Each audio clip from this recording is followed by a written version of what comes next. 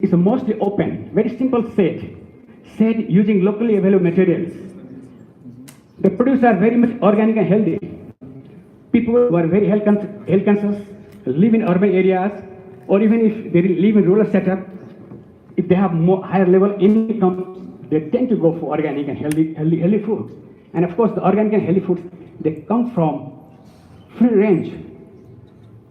Not to take more time, just I will give one example. When I was doing my master in Edinburgh in 91, I went to a supermarket and trying to buy eggs. I saw the eggs coming from free range was double than eggs coming from factory system. So this shows that eggs coming from free range is expensive.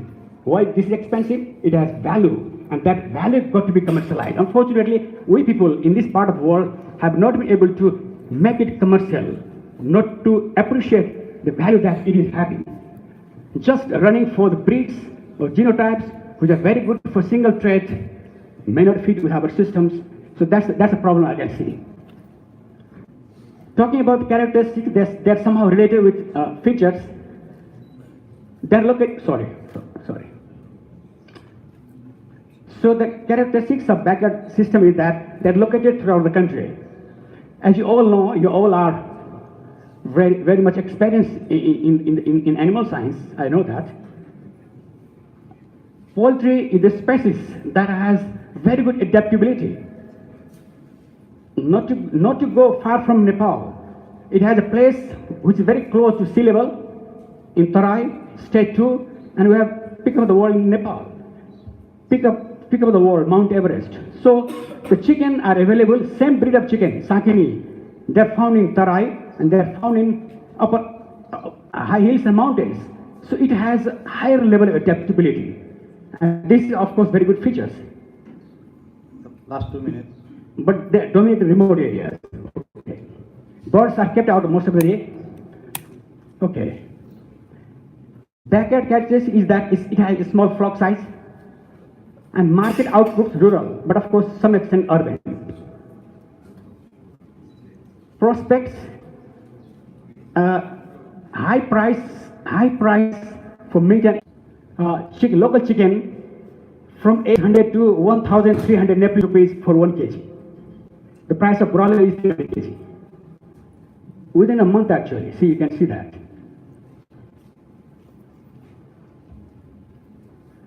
Now this is a market for rural chicken hides, Pathivara.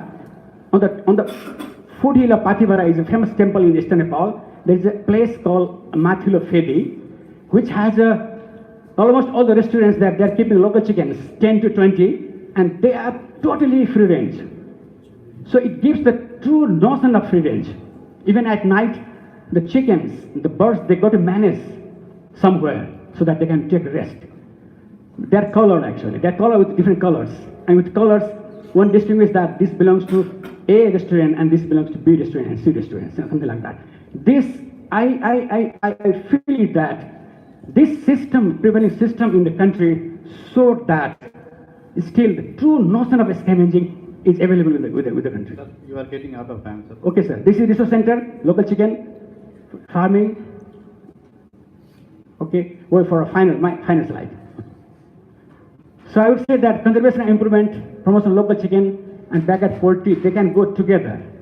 If you improve your local chicken, somehow, in fact, that has been shown that they have more potential of giving more eggs and more meat. So if you can improve local birds, they will be conserved simultaneously.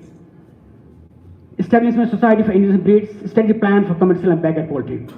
Quite often the people feel that backyard poultry is contradicting with commercial chicken. I don't believe that. I totally disagree. Backyard poultry productions and commercial chicken production can be complementary to each other. We all in the country or outside got to work in this direction to make backyard poultry very much complementary to commercial chickens and make the backyard poultry more sustained and more efficient and economic. Way forward, it's the same more or less. It's more or less same. Conservation improvement together, genetic resistance study, etc.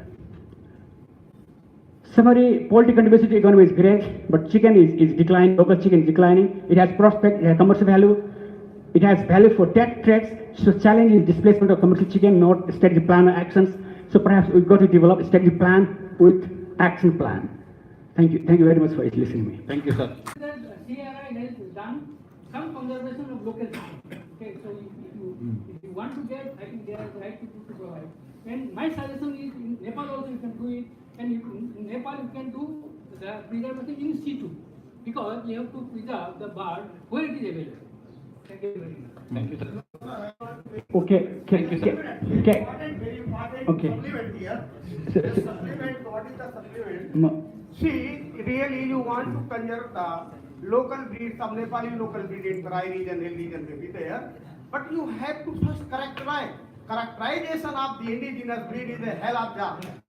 We have characterized more than 9 and 10 breeds we are having pure lines since 1976. And we are distributing throughout the country, government system and private system. They are bound to take from me.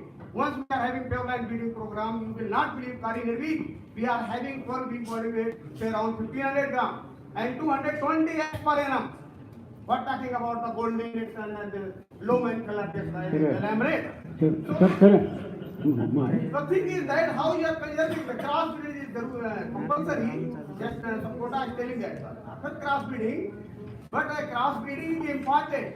In sea India, what is crossbreeding? Early 1980 we started in Jamu animals, cattle. Now we are keeping. We are not having a swap for the to conserve our desi indigenous cattle breeds. So this is the problem, and we are not simply. This is the right forum, international level, and South Asia is describing the problem, and this recommendation must be go by the.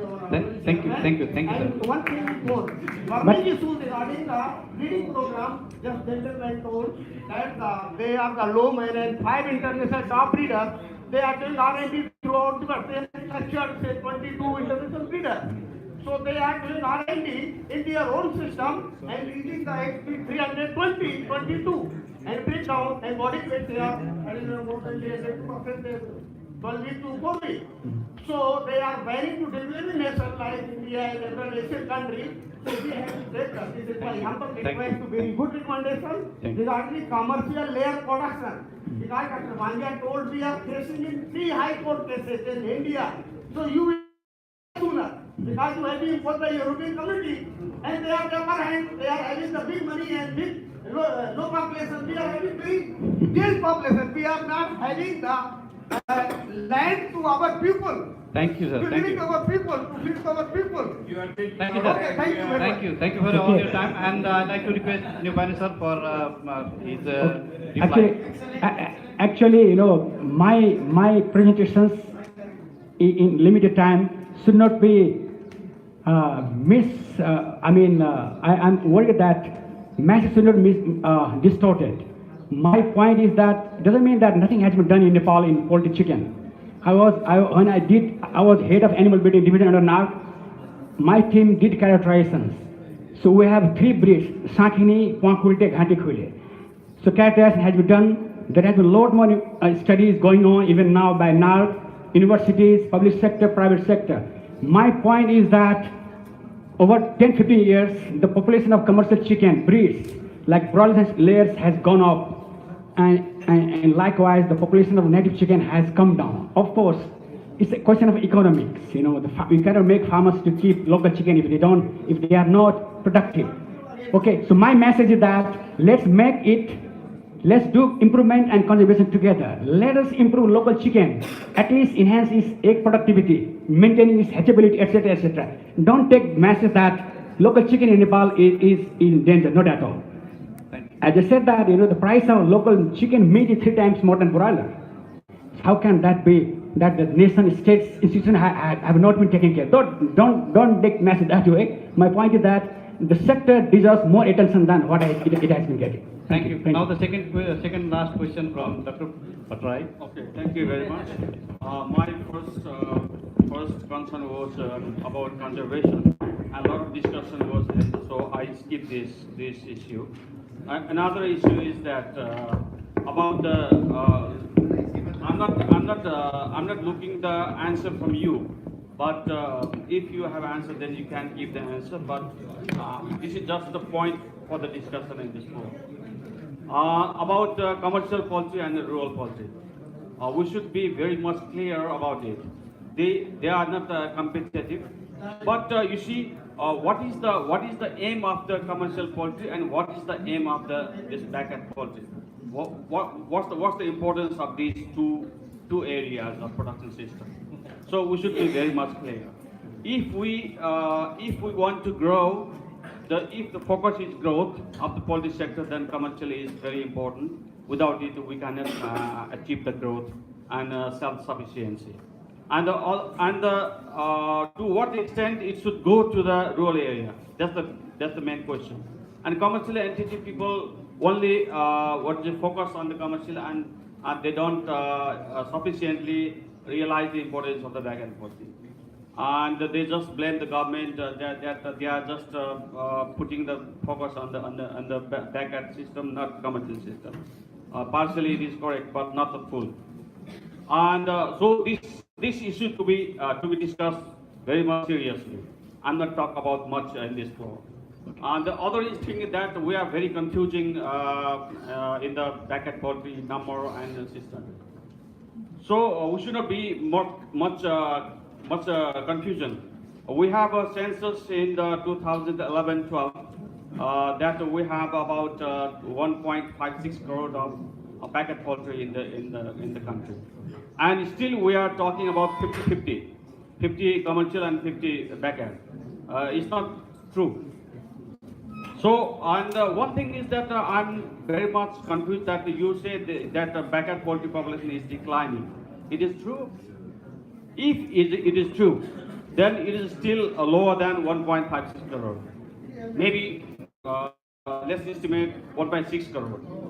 So then now Dr. Kilchandra Bhattarai told that we have 10 crore of poultry. And our IP Dakal stated that our VC 8 million, 8 crore. So when we talk, when you just analyze this data, then it's less than 30%. So we should just analyze. We don't have a clear census right now, but we can reference from that household survey that was held in 2011 and 12.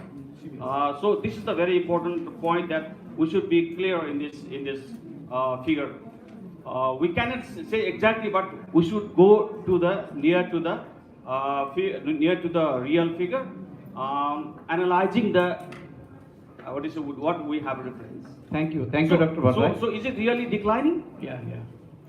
I mean, the proportion of local chicken is declining, meaning that 90% chicken in backyard poultry comes from local chicken. Yes. No, population. I mean population. The population of local chicken. Of course, as you said, the 2012 data that was taken by CBS, National Agriculture Sample Census, which has breed-wise information, that showed that 58% population comes from local chicken in 2012. But nowadays, people are reporting it's 50-50. Or some of the paper they report even 45% local chicken. Thank you. The last question. Actually, Dr. Pradeep has partially fulfilled my concern. From the very first day, even opening day, the data presented in different forms. So there are a lot of international delegates, which is the authorized form. It's a really ridiculous part. Everybody should talk about the same data. If there is a problem, then we should go for census. For example, in 15-16, commercial birds in the commercial poultry had really there is a formal census. So if there is no census, I think government of Nepal should go further, way forward for new census. But you presented 50-50, Dr. Bhattarai presented something, and then department presented different. I think the source of the information should be, if you have source, then you can claim it. But it should be, the uniformly, it would have been better. That's what my concern. Thank you, Mr. Sir. We agree with your advice and feedback. And I think ministry and department should look after that, because if there is no data, everyone data is there, the census of poultry. So I think better the department or ministry should come front to have a census or have a uniform data, and we should follow their data. We should not follow our own individual data. And the last question, I think, Dr. Vijay Shrestha, and we are running out of time, so please put your question in a very brief. Yes, thank you, sir, for your nice presentation. I have just a small question. Day before yesterday, we saw in a presentation from the deputy from India that the same kind of breed as the native breed, and the name was naked neck, Naked neck. and frizzle feather. Naked neck feather, okay. Yeah, and we have got Gandiquile and Quakulde. Are those two breeds are the same breeds? We also have done genetic characterization of those breeds, and they also have done genetic characterization of those breeds. So are the same breeds claiming native from both countries or the different ones? Well, as you know that as per FAO standard, you have breeds, locally adapted breeds, you have transboundary breeds. Could be regional transboundary, could be international transboundary. If a breed is found in more than one country, but within the same region, that is regional transboundary. If a breed is located in more than one region, FAO has 6 regions, of course, and that's a transboundary breeds. Well, so far the Nepal, we have reported to FAO in 2007 as a country report. We have registered 3 Nepalese native chicken, Shankini, which is very principal breeds, and another is a neck and neck feeder, we call Ghatikhule. Neck and neck, and then ruffled feeder, called Dumsi. If other country, they may have same breed in a different name, perhaps eventually they will be transformed into regional transboundary breeds. Nothing to worry about. Thank you, Nipani sir. My final remarks, let me put this way. I'm also confused with the number of data available. I'm not given a 50-50 from my head actually. That appear in the full paper, you will see that. I have several papers. Some of the paper they report 50% native chicken. Some of the paper they report 45%. Some of the papers say 55%. And this is what I'm saying that except 2012, the country has not had any data on breed-wise. Perhaps we should do that. It can wait for 20 years. Of course, that is done by every 20 years or every 15 years. But of course, every year, somehow we got to collect data very precisely and present so that we can make effective statement. This is what I'm saying. Thank you, Nipani sir. We have a lot of questions, and I'd like to request Chetnaran Kharil that's have to take his time in the other part. So by last, I like to request to provide the token of love to Dr. Nipani sir for his nice presentation. And for this, I like to request Professor Mohan Sharma sir to provide him a token of love. And next, I like to request Bhola Shankar Shrestha sir to have a presentation to get ready.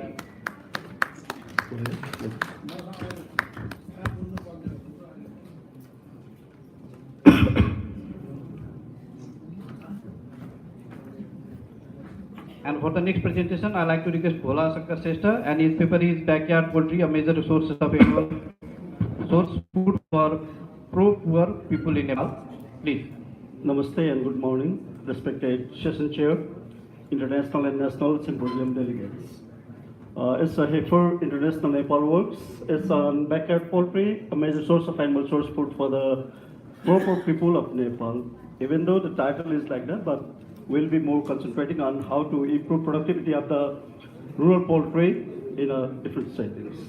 This is actually the work done by Keshav Shah and his team. I was not involved at that time because I recently joined the heifer.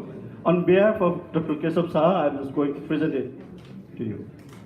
And Heifer International's mission is that we work with the communities to end hunger and poverty while caring for the earth. That is our Heifer International's mission. And our history is like not a cow but a cow. And it has been now the philosophy, and we work with this philosophy throughout the globe. I want to come into the background section of this topic, but I will not be indulging in the population because I'm saying it that the backyard poultry is around 55%. But the clear point is that the proportion of the backyard poultry is declining, whereas the proportion of commercial poultry is increasing in the country. The only important thing is that the backyard poultry has importance in terms of supplementary income for the rural poor. It has tremendous contribution in availing animal source food in the rural setting. Then also it's fulfill the socio-cultural need of the people at rural settings. So These are very important points for backyard poultry farming. However, the productivity level production is poor, and that can be improved, and that needs to be improved. One of the major causes for low level of productivity at rural setting is that the Newcastle disease is sweeping up the flocks in the entire village. There are 2 waves of Newcastle disease outbreak. Once in the month of April, May, and again in the month of August, September. These are the major hindrance for rural poultry farming. So the whole works that HIFA did is to control that at the farmers level in the communities where we were. So HIFA Nepal, with collaboration of the government India, worked together for 3 years in 2 different phases to improve local poultry, also backyard poultry, with the objective of increasing income of the smallholder backyard poultry raising farmers and increasing the availability of the ASF for consumption through improvement in the production and productivity of backyard poultry by control of most prevalent anti-disease, and also improving the management practices and in the management practices, prevailing management practices improvement. So in the first phase, that was named as pilot phase, pilot project, we worked for 1 year in Java district. We covered about 2,300 backyard poultry households in 1 year project period. The approach of HIFA's work is to work with the community farmers. We form different self-help groups that essentially consist of 20 to 25 farmers. They have regular monthly meetings. They discuss about their problems over there. They come with some solutions, and this is where we also provide cornerstone training to the farmers. That is the 12 cornerstones A4 believes in. Then in the rural setting, the availability of the technicians are quite low, so community animal health workers, training community animal health workers, or you can say village level animal health workers, is our priority. So we give training 35, government approved BSW training 35 days, and in addition to that, we provide 6 days business development or the entrepreneurship training, and we call them as a CAPS, community and agrovet entrepreneurs. So they are trained for vaccinating, they are trained for different poultry husband management aspects. Again, in the village settings, the availability of the vaccines is poor. One of the major reasons for not vaccinating rural poultry is availability. Another is the cold chain maintenance. Not technicians are doing that sort of thing. So we just try to establish a system so that rural poultry can be vaccinated in their settings. So in that first year period, we just wanted to see what is the effectiveness of the anti-vaccines available. In a trial, just a short observational trial, Lasota inoculated on the 21 days and on the 81 days, booster Lasota vaccination were there. And on the day 111, inoculated with bivalent antivirus. So 2 doses of initial Lasota inoculator and booster dose were effective in controlling ND diseases. So this was propagated throughout the district in the project areas. In the pilot phase, 5 vaccinators were trained. 4 different vaccination campaigns were carried out. Households covered with 2,300, even though the target was 1,900. ND doses used were 60,000. And we tried to linkage establish with the different stakeholders so that there is insurance of the availability of the vaccines at the local level. That was what we tried to do that. And another important aspect was there were lack of awareness. Means even these rural poultry need to be vaccinated. They were lacking on that knowledge. So we tried to create awareness among the farmers for effective means for vaccinations. And this is the training. Sort of materials that are provided to the farmers just to improve their management of the husband practices of the backyard poultry. Then just I want to briefly highlight what outcome we get from that 1 year's project period. We have baseline information and we have inline information at the end of the project. We really found a huge reduction in the mortality. You can see around 80 to 90% mortality before the vaccination campaign were there, but after that, 1 year of work, mortality reduced around 20% reduction of mortality. Hatchability of the eggs set for that brooding were also improved significantly. That was because the number of eggs laid were increased, and farmers that the laid in the later part of the stage because there is relation between number of days stored and hatchability. So that is very far less than consumed by layers and broilers. But there is some demerit also, because for production of 1 kg protein, bucket have to consume 81.4 kg of the dry matter feed. So in this case, the bucket poultry may be supportive for reducing competition among humans and livestock.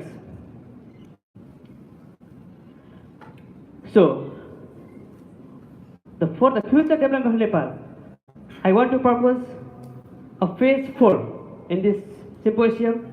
Now I would like to request that this point should be considered during the conclusive remarks of this symposium. Now we are, as I told you that we are in phase 3. I propose that this phase should now be come to end. Maybe I have proposed 2020, it may be 22 or 21, it depends upon our discussion. And now I request that we should go to phase 4, which deals with food safety and animal welfare. I have put 230 marks because this is the last date for obtaining Sustainable Development Goals target. So, our poultry industry has reached a certain height. And from this height, I think it is the time that we should plan ourselves for exports to other countries. Otherwise, we will be remaining stagnant and will not be moving ahead. So I will request all the participants here to think about this phase for poultry development in Nepal. So, is it really that the bucket cause problem for commercial production? With some instances say that yes, because about 50% of avian influenza outbreaks in Nepal were first diagnosed in backyard poultry. This is the data according to OIE reported outbreaks from Nepal. And Stop AI 2008 reported that backyard poultry farmers are the least knowledgeable about bird flu information of all the value chain actors. Thirdly, 48% of backyard poultry farmers are illiterate was reported in another paper. But I propose that, I agree, I believe, I think all of you, I think believe that backyard and commercial are interdependent. So how backyard supports commercial poultry? Most importantly, it shares the demand pressure. As I told you, the world data shows that 2% of meat is provided by backyard poultry, which comes around 2 million metric tons of overall world production. Secondly, it helps in market penetration and expansion. I believe that all of you like the taste of local bird, and it is highly prioritized by the consumers. So when the people are interested to consume local meats, that's also helping for the commercialization of poultry sector. And it creates interest for poultry business. If you like the taste of bird, you want to do business. So you may be interested for business. And it also teaches the basics of poultry rearing to farmers. And these are just simple things which help opportunities for new breed development, provides opportunity for organic poultry farming, and secures market stability. And together, commercial poultry also can support backyard poultry. They can help by funding for research, breed development and release, provide training to farmers relating to biosecurity and others, and motivating backyard farmers to use veterinary service so that the disease outbreak may be reduced. Also, they can help for value chain development, providing employment opportunities for the rear of backyard poultry indigenous breeds, and promoting the marketing of rural poultry. Last 1 minute. So, I think that the relations of back and commercial poultry is existent for existence. Both are needed for existence of each other. So, in this situation, because we need both of them, they are important for all every livelihood of peoples. So, I propose that there will be 5 players for way forward. The back-end farmers, they need to raise awareness about for disease and biosecurity. And they should also maintain recording and reporting system for epidemic investigation of various diseases. The commercial farmers should support for the extension of backyard farmers and promote their marketing. They should also help for scientific management of live animal markets and transportation means. And also, the commercial farmers should follow the rules and follow the legislation to report diseases in their farms. The university and NARC can help by genetic selection and improvement of backyard poultry. And the government, the major player for promoting backyard poultry, can work by database maintenance for backyard poultry, active and regular surveillance for disease in backyard and commercial farm, monitoring of activities in backyard farm, promoting semi-intensive and intensive backyard farming, especially in urban and peri-urban areas. Mostly the commercial farmers of Nepal point out this, that there should be no rural backyard poultry in and around the commercial poultry farms. But I propose that they should be far away from the farm, but we should semi-intensive and intensively we can help the farmers. Strict quarantine measures at internal checkpoints and help extension works. So coming to the conclusion, I want to conclude that backyard poultry farmers should work to help prevent occurrence of avian influenza and other diseases. Commercial poultry entrepreneurs should support for the livelihood of farmers, poverty alleviation and conservation of indigenous poultry genomes. And phase 4 of poultry development, food safety and animal welfare should be adapted soon. Thank you so much. Thank you, Dr. Kiran, for timely presentation. And the last, only one question. If you have, yes, Mr. Sir. I think Dr. Kiran has presented, I think it's a very good, the eye-opening, but at the same time, if the life is the same, whether they are more hardy, the problem is if the government doesn't come with a very good policy, there are no organized backyard farms. So for example, you want to vaccinate 100 birds in the village, it is the whole village. It's so difficult, either you will waste the vaccine or they will not allow you to vaccinate. So disease control part becomes the very, very active. So if apart from this, if you come with the organized backyard farm, there is no harm, organized backyard farm, even it will be better than the commercial farm. But if you are not organizing it will be difficult to control the disease. Thank you, sir, for your suggestion. Thank you. Thank you, Dr. Kiran, for nice presentation. And I'd like to request Dr. Dinesh Kumar Singh, sir, for providing him token of love on behalf of this organizing team.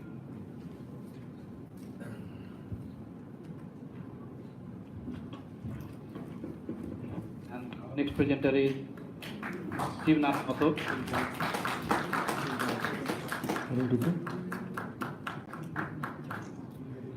Thank you, sir. So the second last presenter is Shivnath Mathur, and his presentation topic is Backyard Poultry Production as a Boom to Rural Smallholder Experience from Gandaki Province, Nepal. So I'd like to request Mathur and his paper.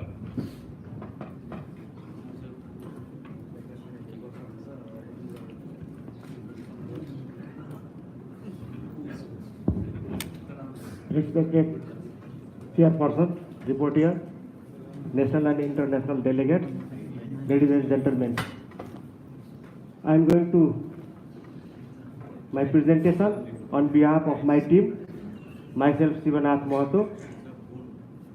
I am working at National Livestock Breeding Center, Pokhara. Actually, this is what we did at Pokhara and surrounding the Pokhara. It is our experience I'm going to share here. We know that out of 17 indigenous livestock species of Nepal, 3 breeds of Gallus domesticus have been identified as our local breeds of chicken. Characterization of our indigenous breed has been done, and these are known as indigenous naked neck, Ghati Khule, also known as in Nepali, indigenous hazel feather, also called Dumse, or somewhere also known as Kwak Ulte, and another indigenous breed of chicken known as Sakini. Commercialization of backyard poultry farming other than broiler and layers is gradually becoming one of the popular livestock occupation in Kasti and neighboring district of Province 5. It's LDF 2017, and also from DLS we know rising of local and rural poultry breeds in backyard were already an important source of livelihood for many rural people all over the country. In Gandaki province, this rural poultry is very much booming, and it's like women group are so much interested in this job, and it's provide partial employment, food, nutrition security for the family, and in the surrounding area, it's backyard poultry. Farmers keep 5 to 15 flock size of rural breed like our native breeds, and some other breeds like Giriraja, Banaraja, New Hampshire, Black Australorp, and their crosses. And this commercialization of backyard poultry going to be booming every day, and farmers also getting a good price due to the organic nature and its premium prices. Major objective is like that: support to the livelihood of marginalized people, income and employment generation, promotion of agro-tourism and homestay, promotion of self-dependent free-range poultry farming, and food and nutrition security for the family. Here is a table showing the comparison between backyard poultry and our commercial broiler. It's 200 as is comparison. If we put 200 number of broiler and 200 number of backyard poultry, then backyard poultry consume 6.3 kg feed at 4.5 months, and its cost is putting here. Its per chicks cost of broiler 90 and per chicks cost of rural poultry 60. Then cost would be 12,000 for local chicks and 18,000 for broiler chicks. Then cost of feed for broiler at the rate of 58, and the for rural at the rate of 38 is calculated here, and total cost of feed and chicks is calculated here. Then mortality percentage put here, and then remaining birds would be at in 200 flock, so remaining 190 for rural and 170 for broiler. Then average live weight for at selling time is 1.6 kg for rural and 2.4 kg for broiler.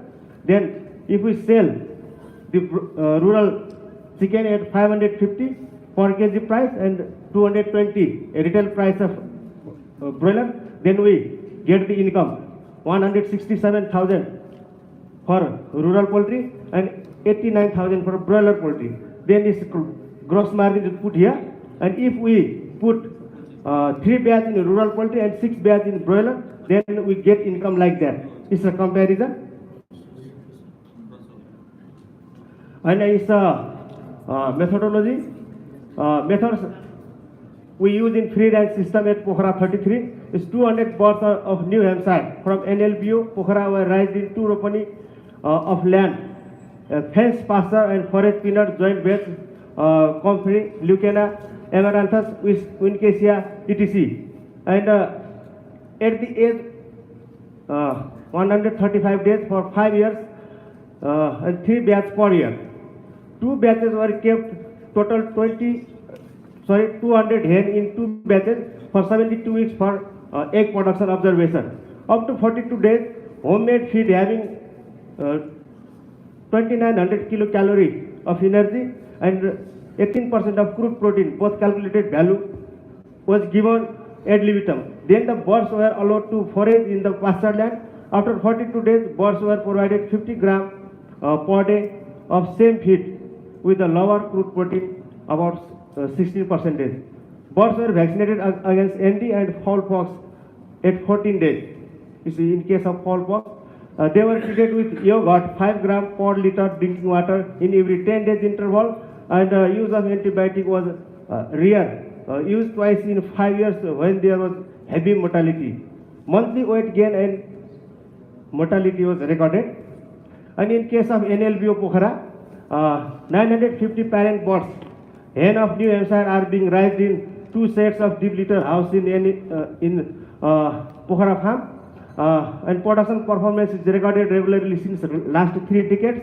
Up to 35 days, 3000 kilocalorie energy and 20% crude protein is given at ad libitum. There, controlled feeding is practiced for growers, and layers are provided 110 grams per day of same feed with lower crude protein, about 16%. After the reaching laying age of 20 weeks, the feed is upgraded to layer ration by simply adding 2.5% of calcium.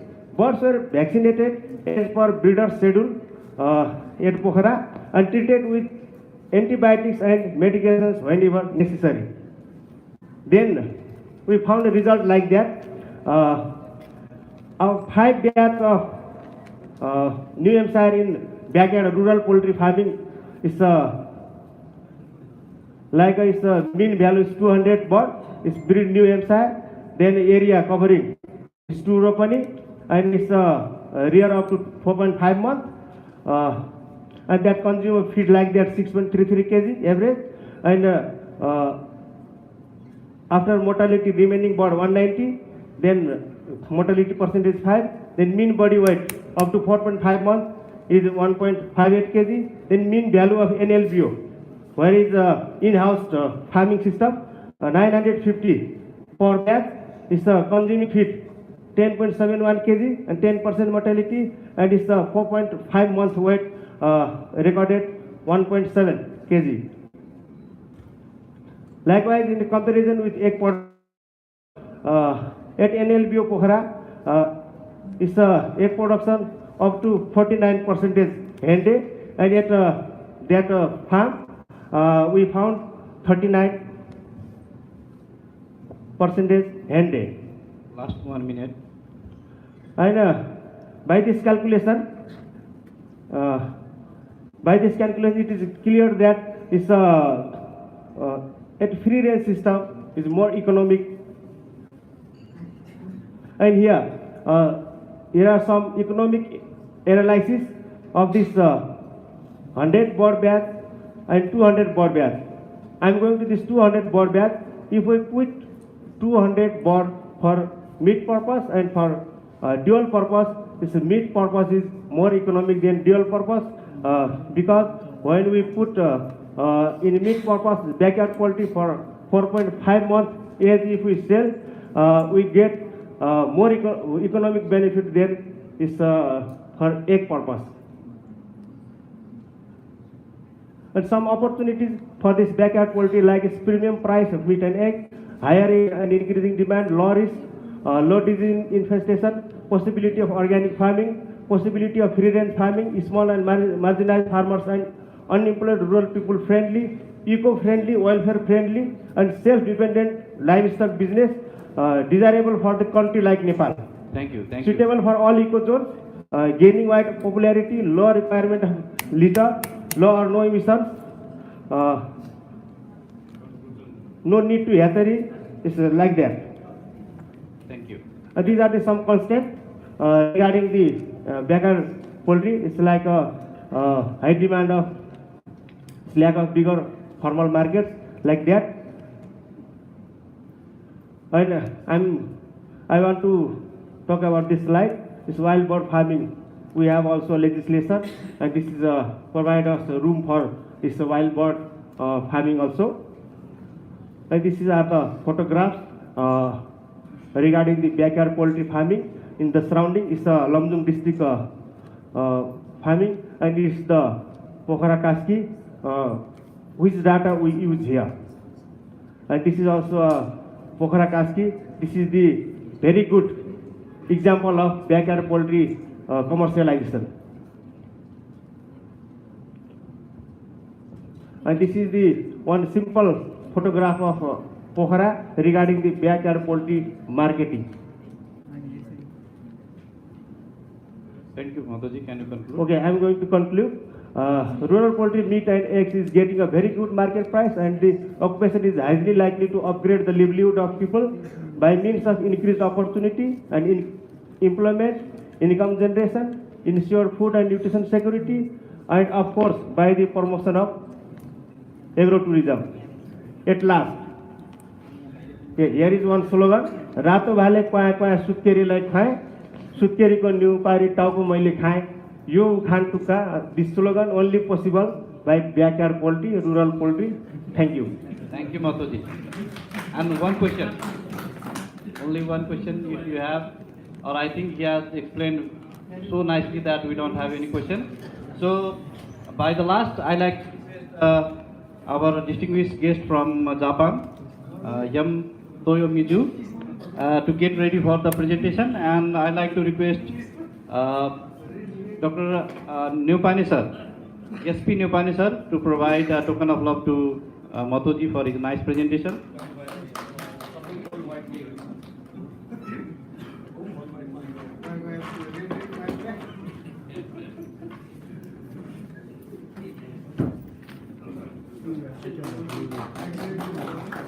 Yeah, I checked the old letter.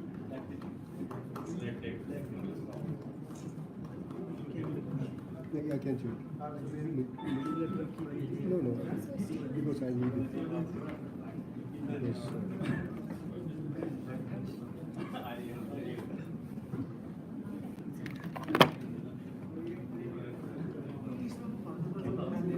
So, with this, I like to conclude this session, and without making more delay from our side, I like to thank Yellen Podel sir, all the distinguished speakers, all the delegates, and the nice audience who have put all the discussion to make this session so excellent.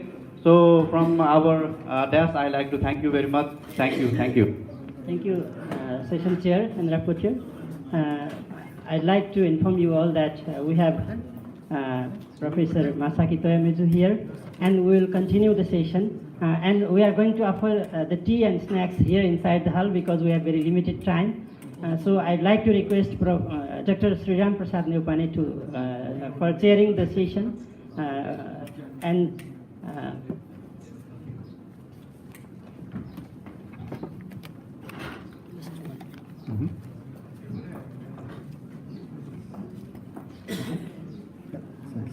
Thank you. And I'd like to request Dr. Rajnarayan for approaching this session. And this time I'd like to provide this floor for the session chair, Dr. Sriram Newpani.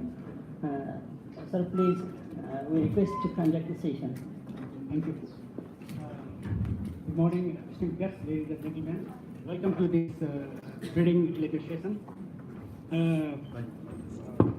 So we're going to have 1, 2, 3, 4, 5 paper, no? Yeah, before lunch, yeah? Before lunch. Okay.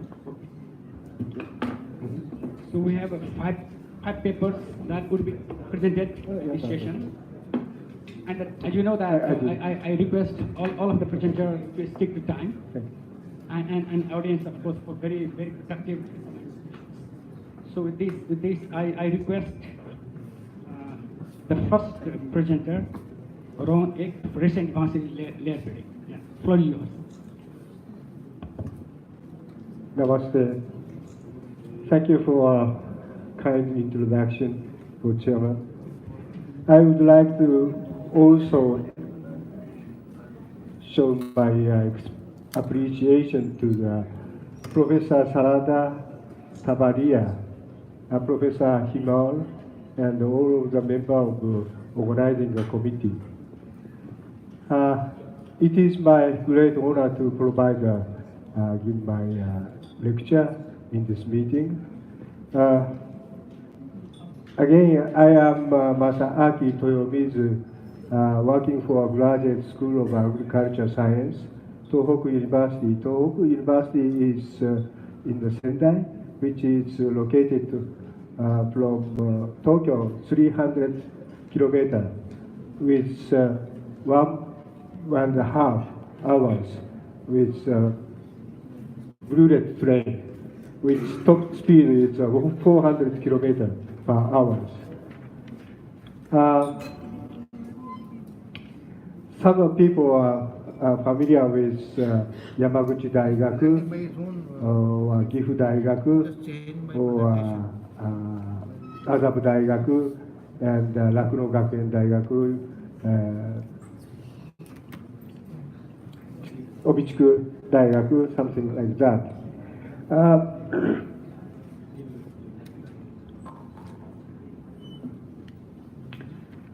Today, I like to talk about mitochondria function and animal production. Especially, I will focus on the typical scenario related to differences in mitochondrial oxidative phosphorylation between meat and laying-type chicken, which is corresponding to feed efficiency. Second, loss production, differences in the loss production between the heat exposed and the controlled chicken, which is corresponding to the oxidative damage. Before describing two scenarios, I like to start with some basics. This is a typical diagram of mitochondria. Mitochondria, as you know, that major organelle in energy production. That's why people call the mitochondria is powerhouse of cell. Sculpture suggests that the main physiological function of the mitochondria are energy conservation, which is ATP production, energy dissipation as heat, which is thermoregulation, substrate production and decomposition, and control of reactive oxygen species loss. Today, I like to focus on the two. This one is ATP, the other one is loss. Those are associated with uncoupling and coupling of oxidative phosphorylation very much. So let me overview of oxidative phosphorylation. Oxidative phosphorylation that is producing ATP system is occur in mitochondrial membrane. That is mitochondrial outer membrane and the mitochondrial membrane and the matrix. This slide shows that the mitochondrial inner membrane and the outer membrane matrix. Electron transport chain contains, that is electron transport chain contains 4 large enzyme complexes. Complex 1, complex 2, complex 3, complex 4. NADH is from PCA cycle, all right?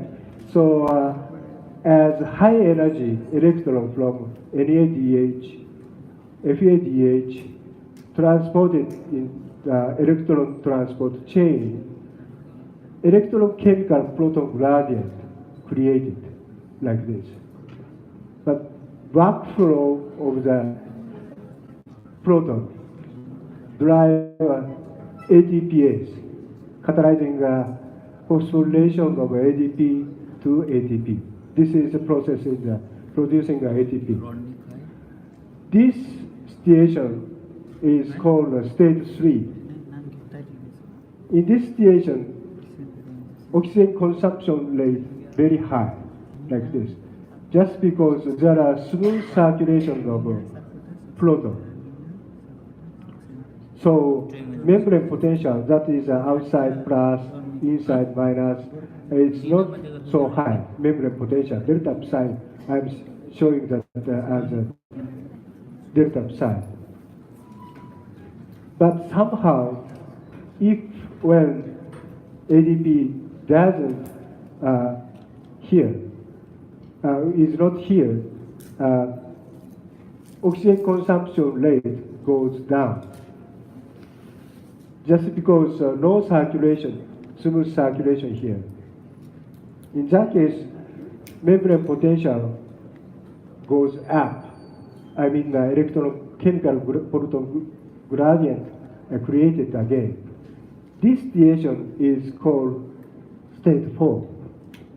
But somehow, through the UCP or this is an uncoupling protein or uncoupler dissipate proton gradient, giving a proton leak like this.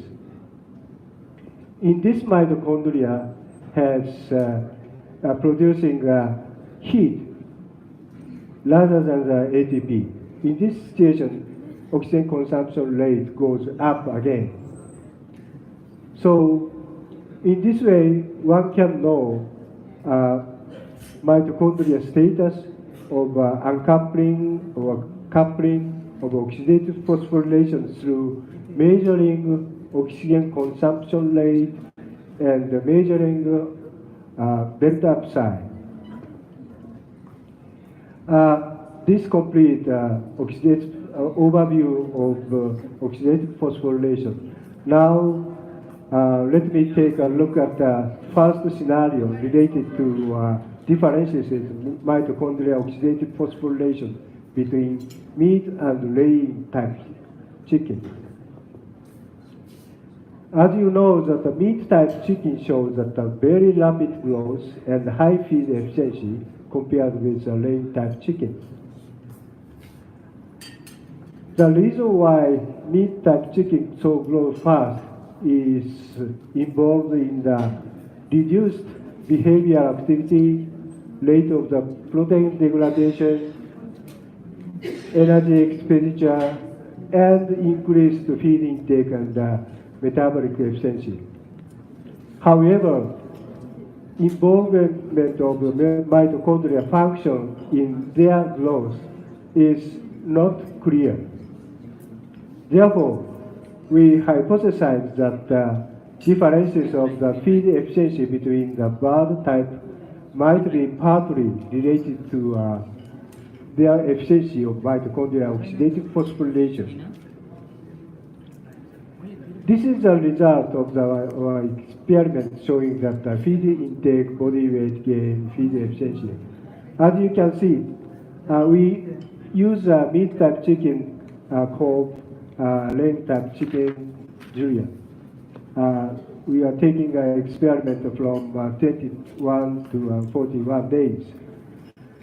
Feed intake and the body weight gain are much higher in meat type chicken compared to laying type chicken. 2 times 7 or 5 times 4. As a result, as we expected, feed efficiency is twice as efficiently as laying type chicken. So, to clarify type specific differences in the mitochondrial function, we applied the modular kinetics analysis. We needed to explain something for modular kinetics. In modular kinetics analysis, mitochondrial oxidative phosphorylation is conceptually divided into three modules.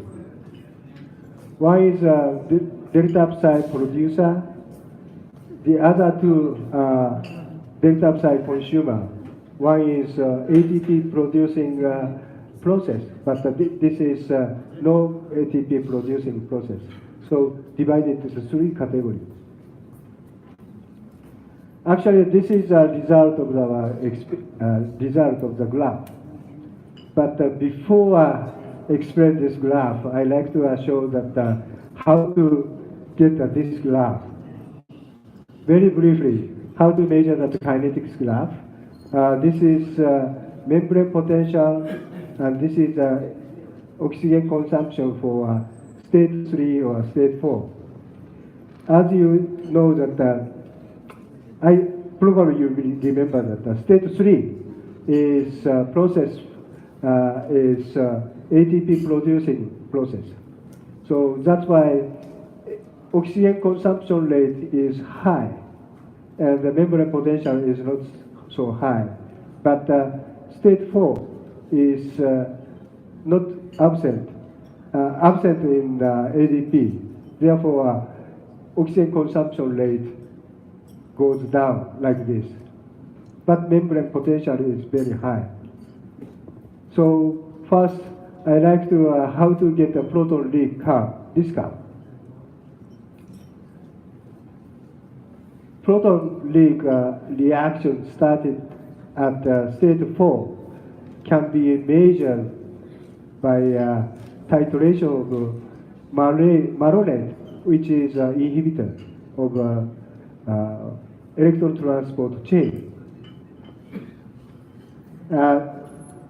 Successfully add malate, then you can get this curve like this, leaking here. On the other hand, substrate oxidation curve can be using FCCP1 titration like this way. So finally, phosphorylation and the proton leak. This is a power to produce ATP curve can be measured by titration of the malonate again, like this. In this case, in absence of ADP, that's why ATP production process this. So now modular kinetics analysis can be understood. So let me introduce an application. This is the result of this.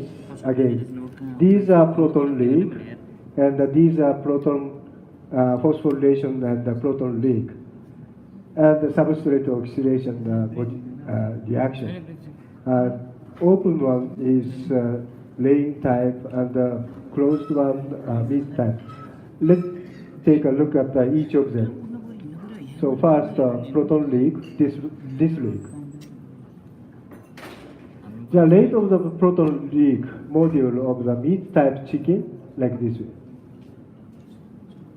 was lower than the laying type chicken. And the phosphorylation, that is power of the how the mitochondria produce ATP. Actually, we calculated by subtracting this curve from the total this curve. Then we got this phosphorylation modulate reaction. Rate of the phosphorylation, power of the ATP production of the meat-type chicken was higher than that in the laying-type chicken, as you can see. So meat-type chicken have a higher phosphorylating activity and lower protein leak of the skeletal muscle mitochondria, resulting in the higher efficiency of the oxidative phosphorylation. Thus, modular kinetics analysis differences in the feed efficiency between bird type were partly related to their efficiency of mitochondrial oxidative phosphorylation. Now, I would like to move into the second scenario, which is differences in loss production between the heat exposed and the controlled chicken, which is corresponding oxidative damages. Here, I like to focus on the mechanism of the heat stress-induced loss production, reactive oxygen species, very, very active molecule, reactive oxygen species. Please image H2O2 like this. It is well known that heat stress significantly enhanced mitochondrial superoxide generation, loss production in skeletal muscle of bird. Most of the cellular loss superoxide is generated from the mitochondrial complex 1 and the complex 2. Mitochondrial loss production is supposed to be very sensitive delta psi. This means that the high delta psi make mitochondria produce more loss. So in this way, heat stress induced loss may be associated enhanced membrane potential.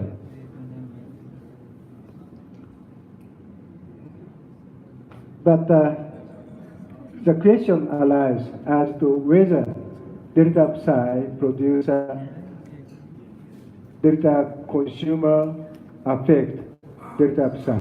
So which delta psi is affected to this one?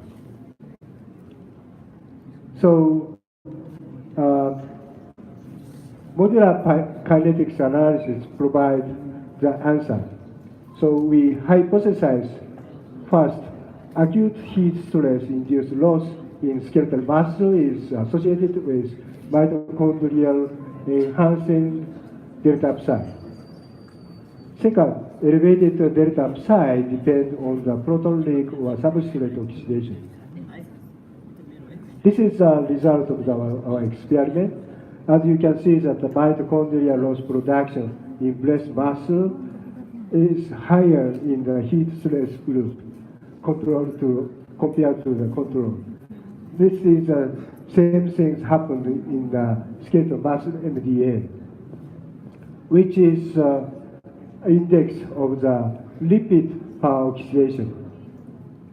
We use, I have to say that we used 21st days of broiler chicken.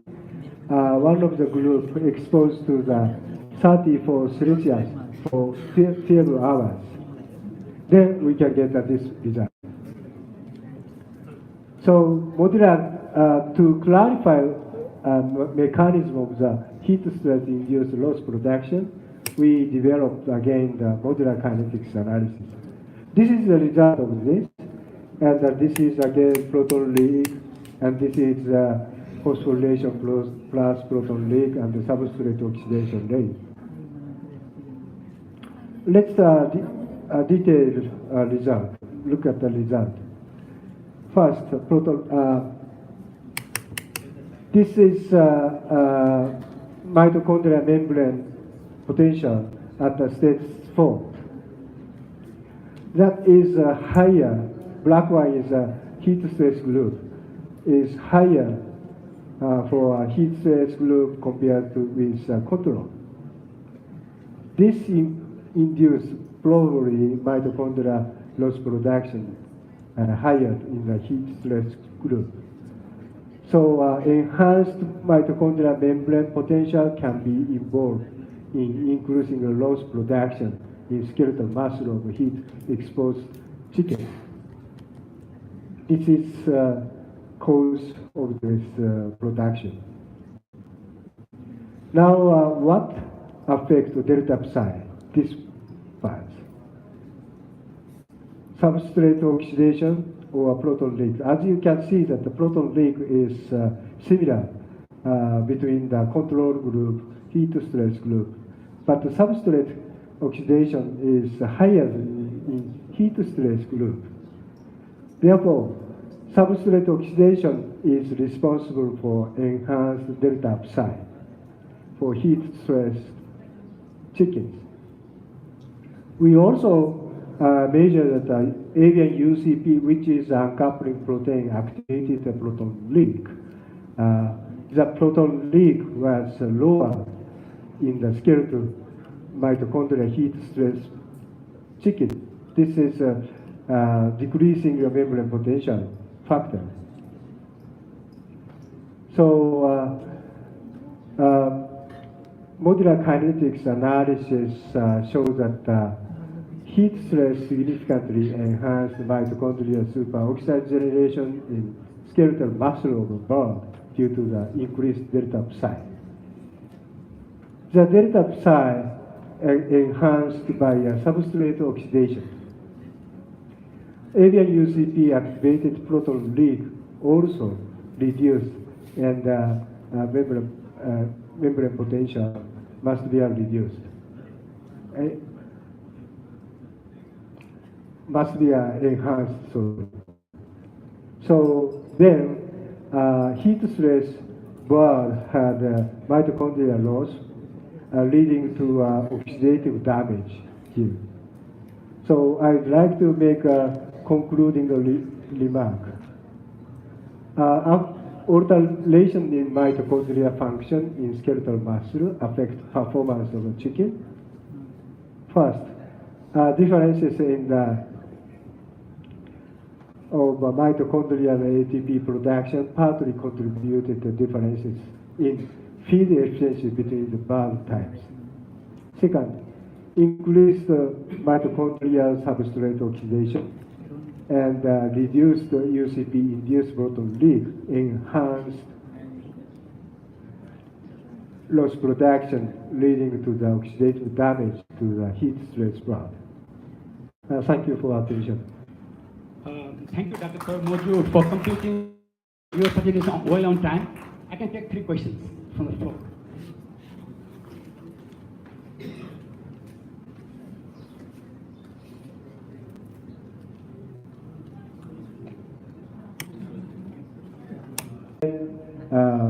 Membrane loss production might be regulated somehow. And also, but I think this is depend on what kind of the cell. So immunocell might be produce more from NADH oxidation. Yeah, thank you. Very good question. I think thank you very much, Dr. Moju, for very pertinent topic. Mitochondrial functions and protein production is very much needed.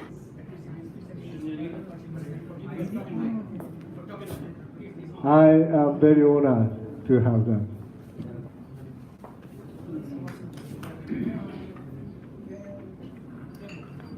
Thanks.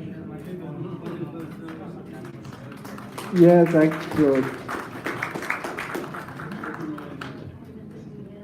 Yeah, thanks. Yeah, thanks. I'm very happy. Thank you very much. Okay, now I think let's move on to second presentation today, which is going to be delivered by Dr. Ron Eek on recent advances in layer Thanks a building. lot. This is another keynote speech for this session. Okay. Yep. Oh. Okay. Thank you, Mr. Chairman, and thank you all for coming. It's a great pleasure for me to be in your lovely country, second time, not first time. Before I start my paper, I would first like to ask how many of you are actually involved in genetics research or so? Just raise your hand. So just a few. So I will not make it too complicated so the other people will also understand. Yeah? I hope you give me that. So about myself, my name is Ron Eek. I'm from the Netherlands and I work for Lohmann Tierzucht.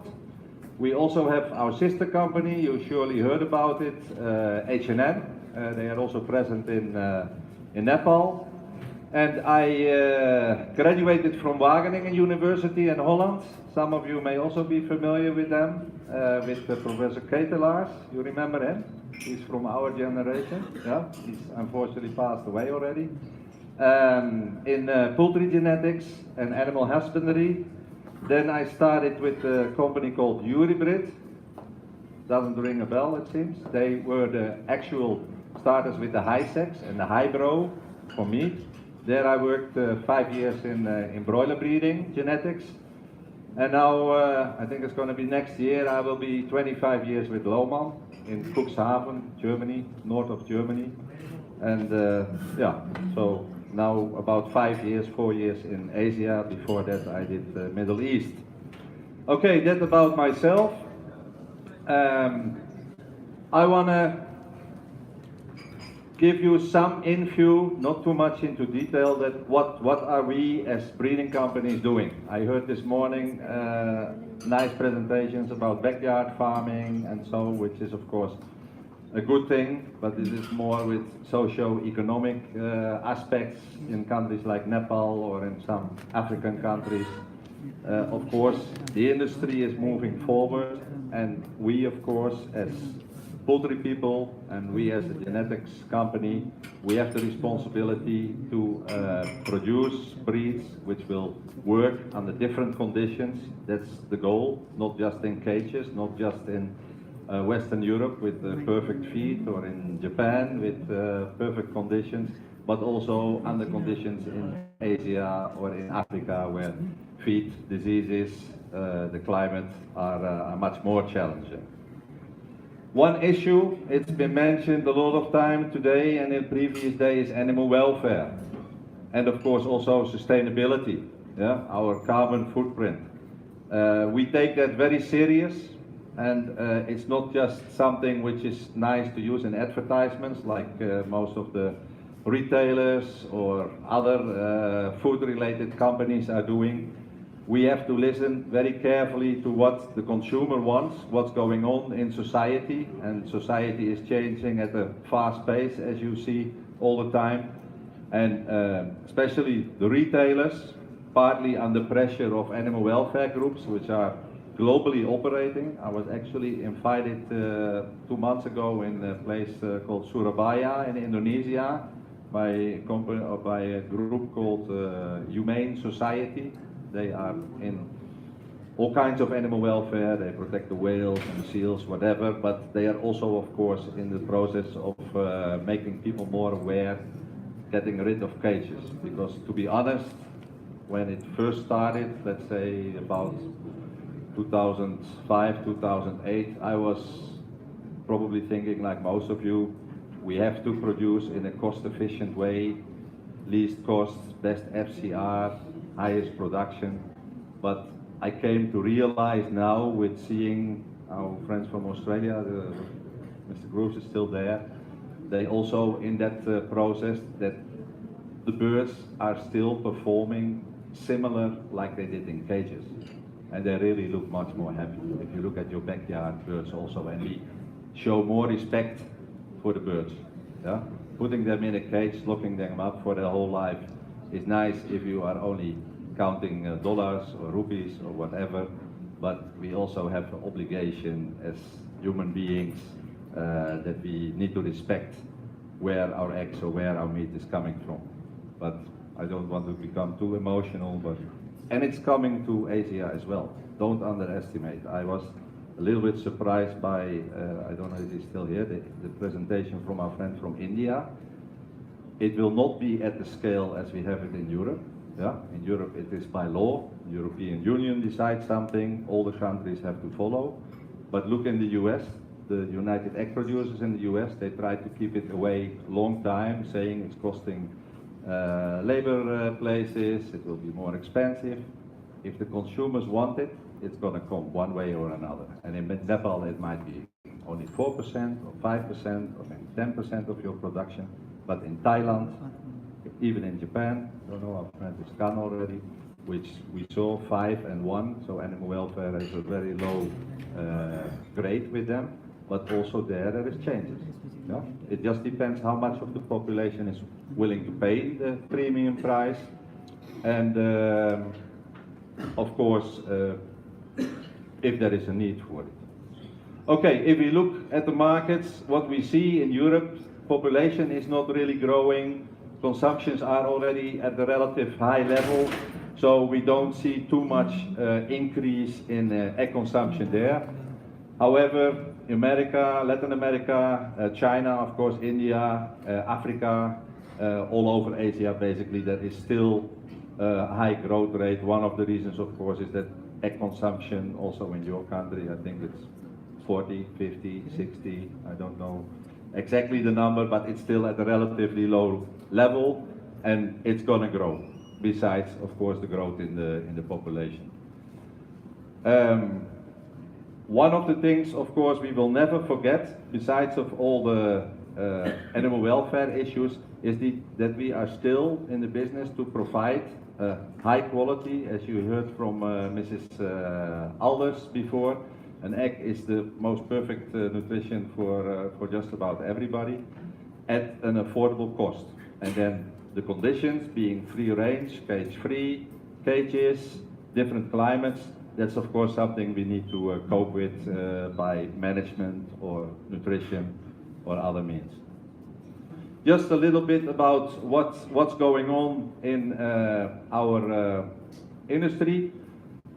We have our pedigree prime birds in different locations, and there we do our reproduction in the top of the pyramid.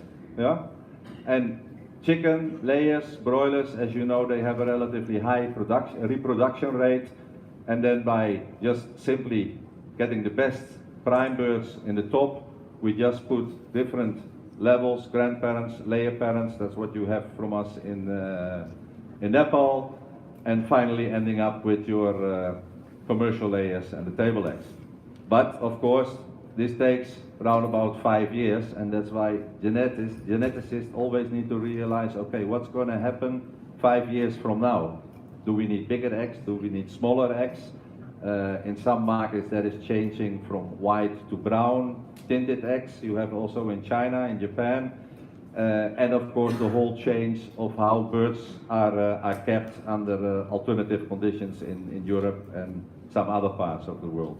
And that requires also a different way of selecting birds. So, as I said, we have large pedigree, elite lines, and those we continuously upgrade every half year approximately.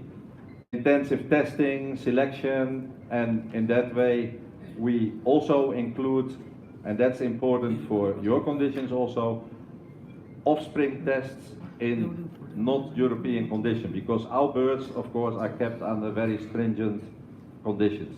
Filtered air, positive pressure, because we don't want our pedigrees to be exposed to any diseases, because any disruption will lower the heritability, so will lower your genetic progress. But of course the birds need to function also in other environments, other climates, other feed, other housing conditions. And that's why we make offspring tests. We have in Bolivia, we have in Japan also with Game Corporation, our sister company. So there we put daughters of our primary birds under field conditions. And that information is very valuable to make sure that we are not just selecting birds which are doing good in our protected environment, but of course also under your conditions. Okay, we have a program in Europe which has changed a little bit over the years, because in Europe we are restricted, especially in Germany. There is no cages officially allowed. We have some exception that we still use some colony cages and enriched cages where we can put the birds, but no individual birds in one cage anymore. That's not allowed. And a lot of our stock is also in floor system with trap nesting. We call that funnel nest. That just bird goes in the nest, it's trapped in the nest, and somebody comes out and we know that bird has laid the egg. That's the old-fashioned way which they did it in the 50s and the 60s, but that's the only way we can do it in Europe. So we also have traits which are of course important in cage-free systems, which let's say 20 years ago, nobody bothered about because it was not important, but now with birds being in a big group in a cage-free house, of course, we don't want them to lay on the perch, for instance. If the birds go roosting, you may have seen that yourself, they always tend to go on a stick. As high as possible, they feel more comfortable. But if they lay the egg and it's falling down, then we cannot collect that egg. So that kind of things. Saleable eggs is of course important. The egg should be having a good shell, not just ovulating and producing an egg which nobody can sell afterwards. So we want the birds which is vital, must be docile, so not aggressive, no pecking. I will come to that later. They need a good plumage condition, which is very important, and we have in Europe some issues at the moment because the feed is not always so balanced, and of course in cold climate a bad plumage will cost you more feed, that's clear.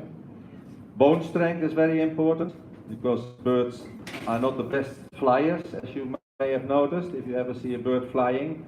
And in this cage-free system, if they fly from one system to the other, they a lot of time break their keel bone, and that's something where the processors and the animal welfare people have problems with, so we need to take attention of that. And of course, last but not least, always a performance-based feed consumption. So not best FCR, but in relation to how much kilogram eggs the bird is producing. Okay. Okay, we have also an operation in Canada where we also have pedigrees, and there we are still allowed to use the old traditional system, which is for every geneticist still the most reliable. You get the best genetic parameters in individual cages, and to be honest, still more than 70% of our birds are kept in cages, and that's probably not likely going to change too much. Also family cages to see the interference in terms of pecking or other malbehavior. So in Canada, the breeding goal is also a little bit more focused on economy, yeah? Not so much like you saw in Germany on cage-free traits. So egg consumption, feed efficiency, enlarging also the production chain, which is of course also in the interest of sustainability. The longer people can keep the birds, the higher will be your return on your pullet, because you have to invest like $5 or so to grow a pullet, I don't know, in Nepal. And the more eggs you get out of them with a longer period, the better, the more your feedback. Disease resistant, always been a hot issue, but disease resistance has a relatively low heritable component. There's a lot of influences affecting whether birds will survive or not if they get a disease challenge. So genetically, that's a big challenge, one of the most complicated traits to improve. And I already talked about our field testing in South America and other places. This is a little bit theoretical, but basically selection in dairy cows or chicken is just like a marathon. The one who runs fastest will make most progress, and his chicken will be most popular. So the progress you are making for egg numbers, whatever trait you like, has different components. One of it is your number of birds and how many you select from them. You can imagine if you take one bird out of 1,000, or you take one bird out of 100, of course your progress with 1 out of 1,000 will be more. So that's the intensity. Then of course you have to take care that your breeding value, so how good is the egg production actually on a genetic basis, is good enough. For that, of course, you need good systems and of course very powerful computers to make your best estimation. Then of course there is the standard deviation. So is there variation? If there is no variation, you cannot select. If you look at the feather speed for white birds, you have either slow feathering or fast feathering. So there's only 2 kinds, so no variation. But for other traits, egg weight, body weight, and so of course we still have plenty of variation to continue our selection program for decades to come. And then of course the period between one generation and the next has to be as short as possible, because then the flow of the superior genes from one generation to the next is faster. So the shorter, the better.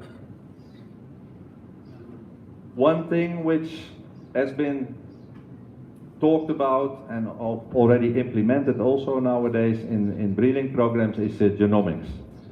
Basically, there is not too much to it. Most people then start to think about Dolly, you know, the cloned sheep from Scotland some time ago. But for us in the layer breeding, it's basically just an additional trait of an additional tool for the geneticist to be more accurate in saying this is a best bird and this is second best and this is the third.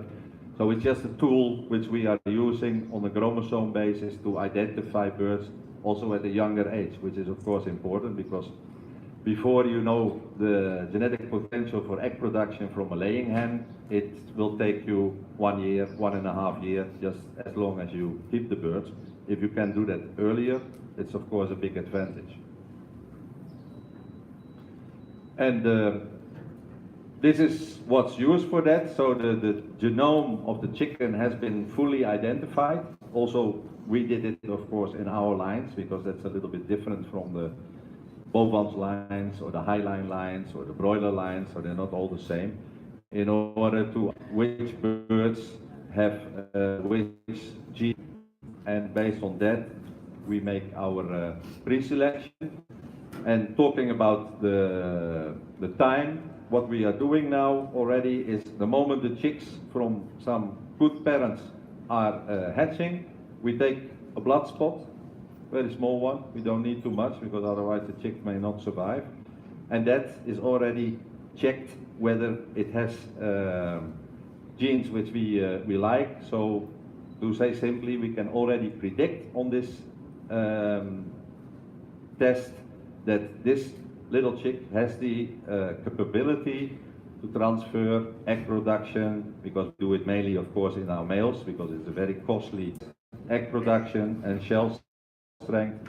You see that with the help of we make for laying egg production about 10% more faster, for shell strength up to 30%.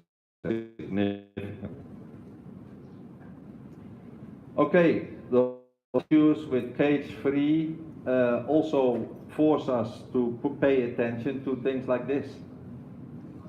Maybe first time you see that something like that is measured, we have to look at the shape of the beak, which is not important for cage-free, also in cages. Before some things about plumage and pecking behavior and birds pecking each other. Beak trimming, this part is removed because this is always the harmful part. Yeah? But if genetically we can do something, and that's important because in Holland and in Germany, beak trimming is already banned. Also no infrared beak trimming like you saw 2 days ago with this machine, or maybe some of you heard about it, not allowed. So those farmers are really under stress because I can tell you it's a catastrophe, especially when they have this hook on it. But also things like nesting behavior and other traits, breaking strength, shell quality will always prime selection.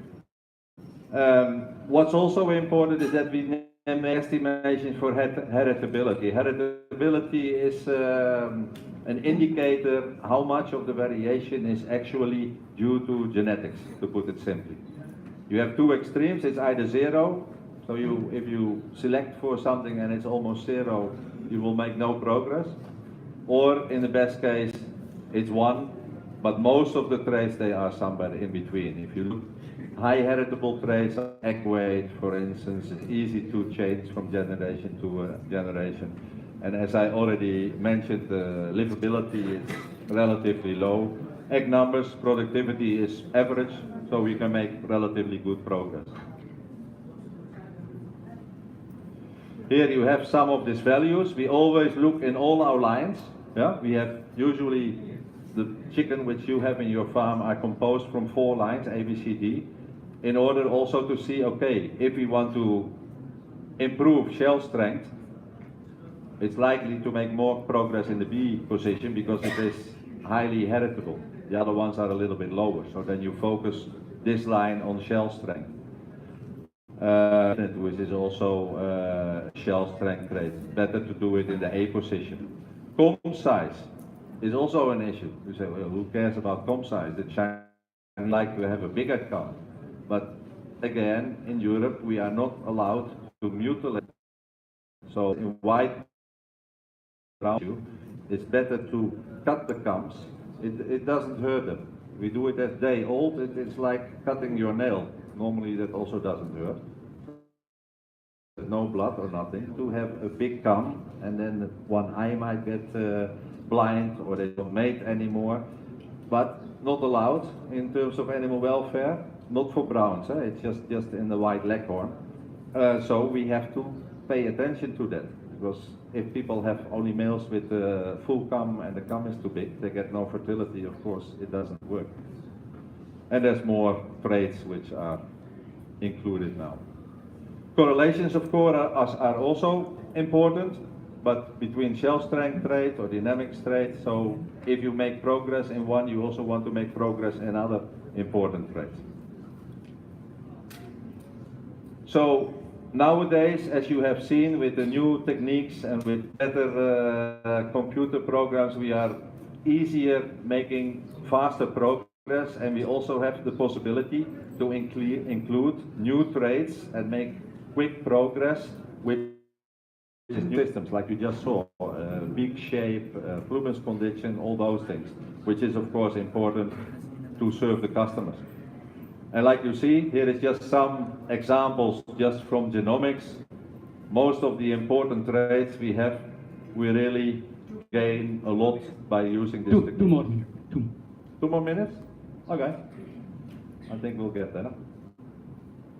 So this is just to show you what's happened. This was the 60s. That's how it all started.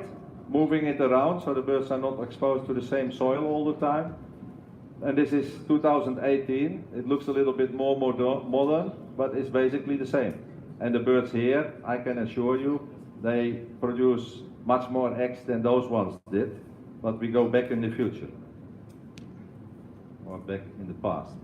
This is an important issue I like to show you, random sample test. In Japan, they have 2 or 3 stations where birds, different are tested under similar conditions. And this is important, of course, for us as geneticists, the genetics companies, to see, okay, are our birds actually better or worse than others, but also for the producers. A lot of producers look at these tests because it is completely comparable. Same lighting program, same feed, same stocking density, same conditions. And this is in Czech Republic. That's one of the only left in Europe. You can see this is the original report for those of you who speak Czech. This is Czech, yeah? So you can see I have not manipulated anything. So this is different genetics. Some of them you have in Nepal as well. The Lomon Brown, of course. The Highline Brown. So this is egg numbers in 392 days of production. In cages this one is.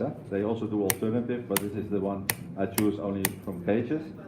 So you see there is genetically, because there's no other difference. Yeah? The birds were fed the same, cut the same. There is some difference in production. The H&N chick is also in here. We also have our Lomon Brown variety, which is normally laying a little bit smaller eggs. And there's also other strains in here. And then the end of the day, you can look at individual traits, but the end of the day, we are in the business to make some money, or at least to pay our bills. This is income over feed cost. So you take the income what you get from your eggs produced, which is based of course on the egg size and the egg numbers, and you subtract the feed you put in, because your feed is at least 70% of your production cost. Your other production costs are the same, electricity, water, etc. And then you see only the Lomon and the H&N in this test were the ones where per hen, for this production period, the gain was more than 10 euros. All the others, they were not so far off, but less than our birds. And that's of course important. Cold conditions, and then we also look which families are surviving better than others. We're doing that. We have to be careful, of course, because animal welfare is always looking over our shoulder. But we are not neglecting it. But at the end of the day, believe me, and if others say differently, selecting for, and egg numbers is eggs per hen housed, so hen housed already includes livability, yeah, and day is something else, but it's already included in that, not directly. But egg numbers, FCR, shell quality, that's the three major economic indicators. If those are good, then you make money. All right. I think we can have discussion over lunch break. Time is late. We're getting late actually. Okay. Now with this, I thank Yon. Thank you also. Merci. May I request Professor Dr. Manraj Palakpati, Registrar AFU.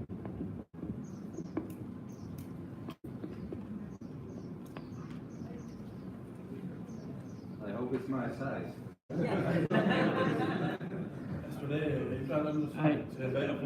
They come only in one size, or you have also?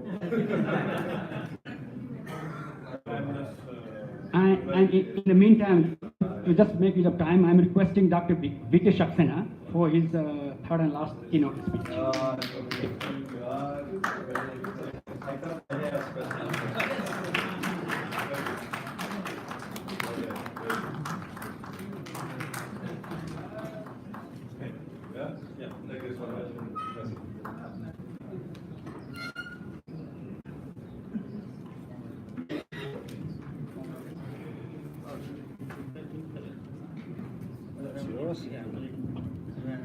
Okay, thank you.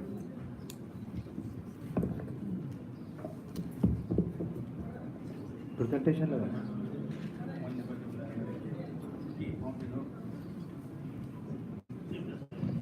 Thank you, Chairman. At the outset, I express my sincere thanks to the organizers for inviting me for this important symposium and to deliver the talk on another important topic, that is the recent molecular interventions for augmenting production and disease resistance in poultry.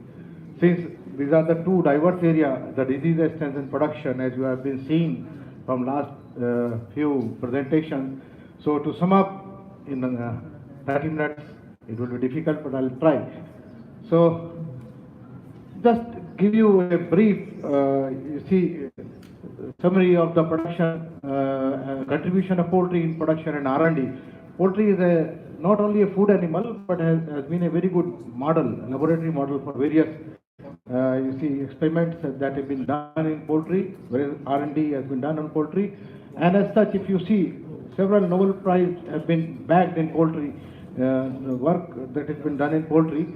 Like you see, this first vaccine was produced in fowl-pox, that is coming from the poultry, basic fundamental genetics like principle of genetics and linkage and epistasis, that has come from poultry.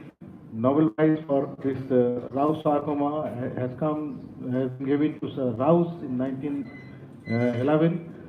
Then Tevin Baltimore was awarded Nobel Prize for discovery of reverse transcriptase, that is isolated from ALV. And then in 1989, the Nobel Prize was awarded for the work on oncogenes that are coming from the host cell. And the dichotomy of immune system, that is T and B cell, thymus and bursa fabricius, T and B cells are coming from, that has also been learned from the poultry. So, briefly giving India that how much we have progressed if we take the baseline as 70, 71 to 15, 16, tremendous growth has been occurred in this duration, and all the basic parameters where we can determine the progress in poultry have progressed. So coming to the modern poultry production, these are main features. The high density, increase in due to increase in production the stress has also increased. Narrow genetic base, we have been learning from last few presentations, there's only 3 or 4 major companies are there which are providing these germ plants to all around the world, reduced resources, and then use of additive and growth promoter, excessive use of medicament that is leading to this genetic resistance and drug residues, and also now a issue of MR is emerging very fast.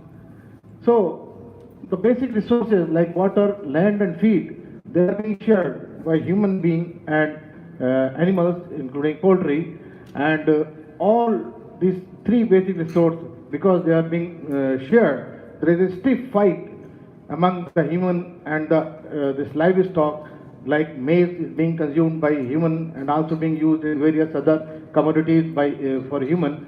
Ethanol production is also now being done through maize, and poultry feed, the major ingredient is maize, like soya also being consumed by human, and land is also being used by human for various purposes.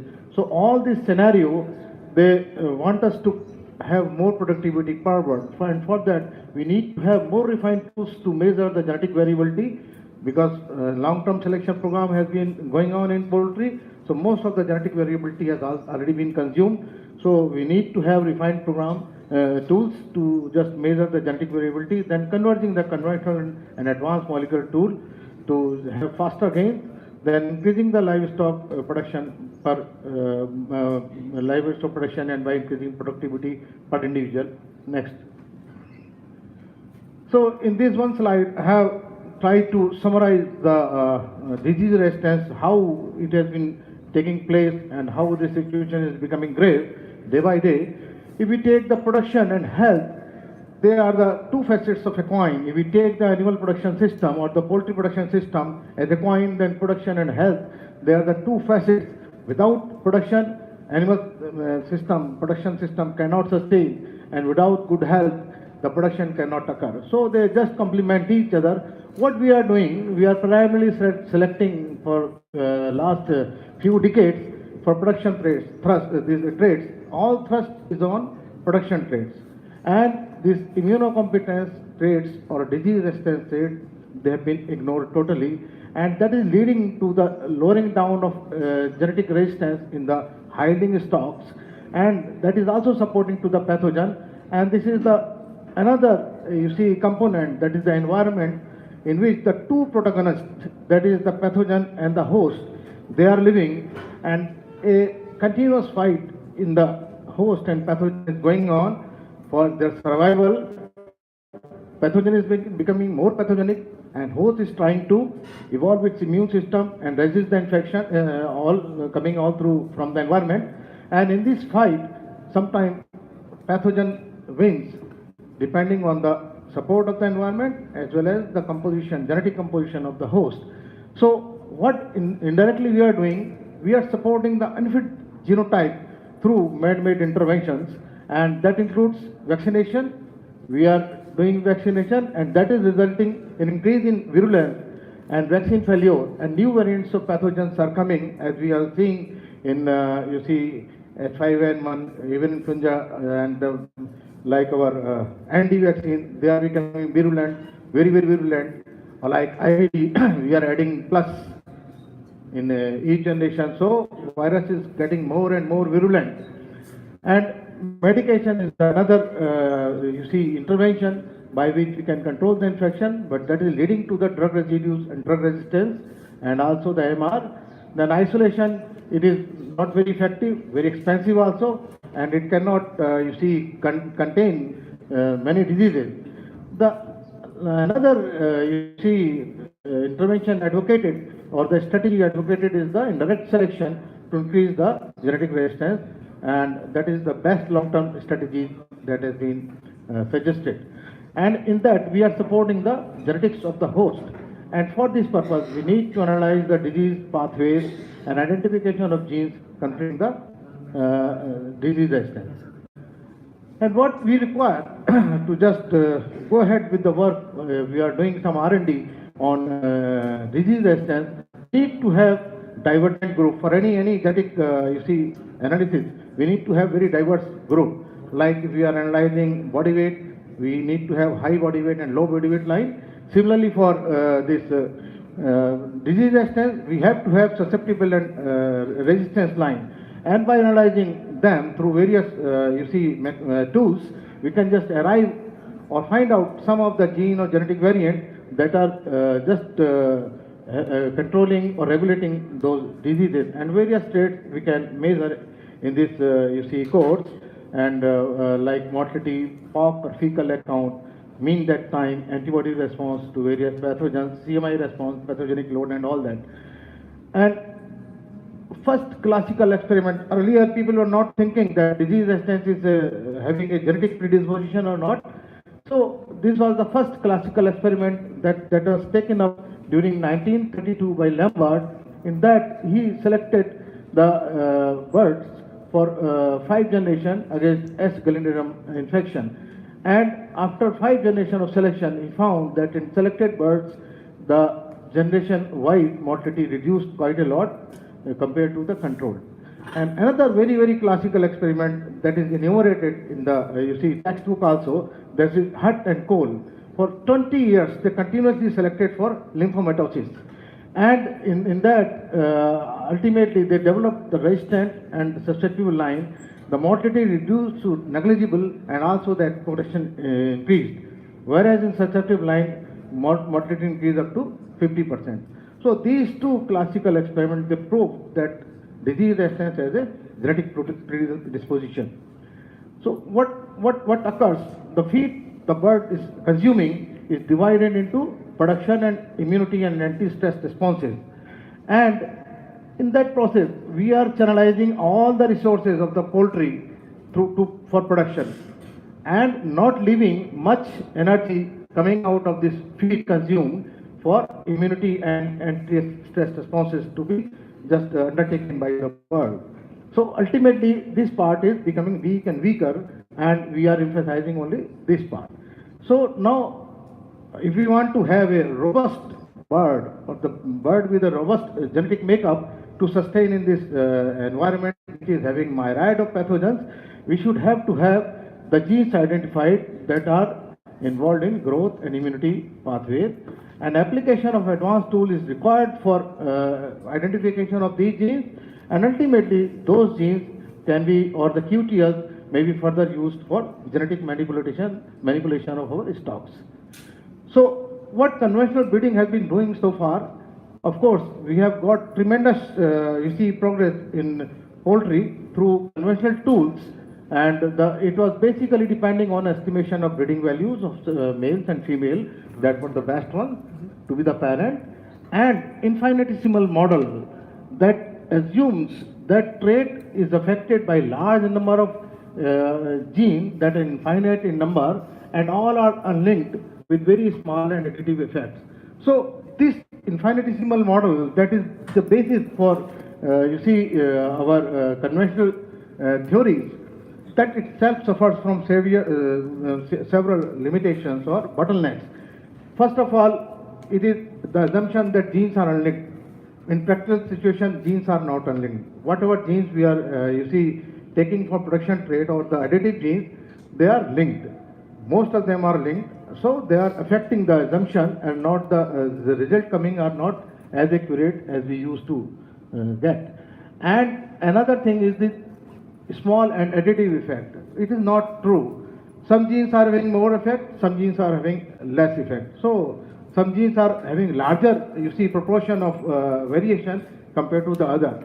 So all these drawbacks in this infinitesimal model, they have just now been taken care of by the newer tools, the molecular tools.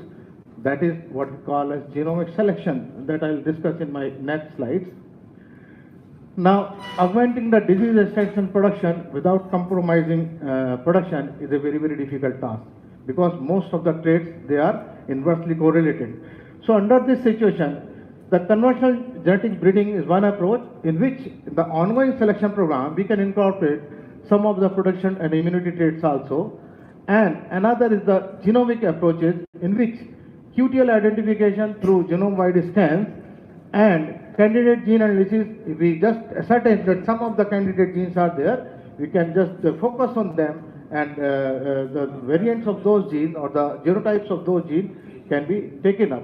And the lastly, genomic selection. Then another one is the functional genomic approaches or the pathway analysis in this expression profiles of the gene, microRNA, microarray and RNA sequence. These are the newer technologies coming up, and the genomic modification through transgenesis, RNAi application, and genome editing. Genome editing is the newest approach which has been, discovered.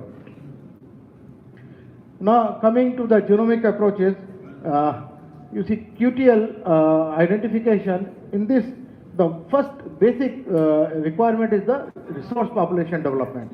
This is the first step, and the F2 backcross and F1 design, they are the two designs in this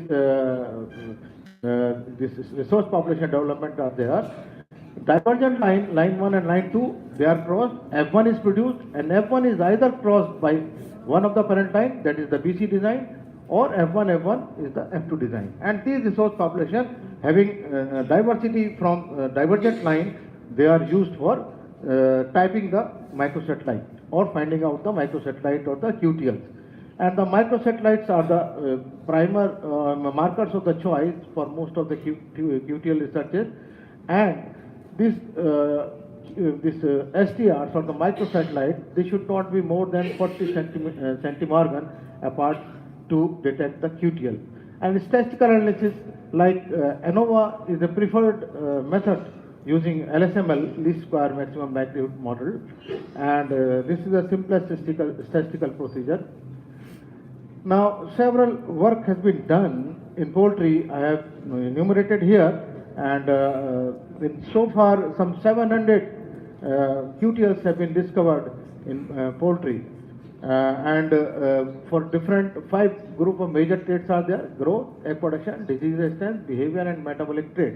For these 5 major trait categories, 700 QTL have already been reported. So, how to just, we have also done some work on based on QTL. Actually, there was an issue, Dr. Rajaran in his presentation just told, this quail are wildlife, covered under Wildlife Act of India, 1974, and under that act, quail, we cannot rear them, hunt them, or kill them. So they are the protected species. But because of the name of the quail, Japanese quail were also considered like the wild quail. So they were not allowed to be reared or the farmed or for breeding purposes or commercial utilization. For that, lot of cases were going on already, lot of debates were going on.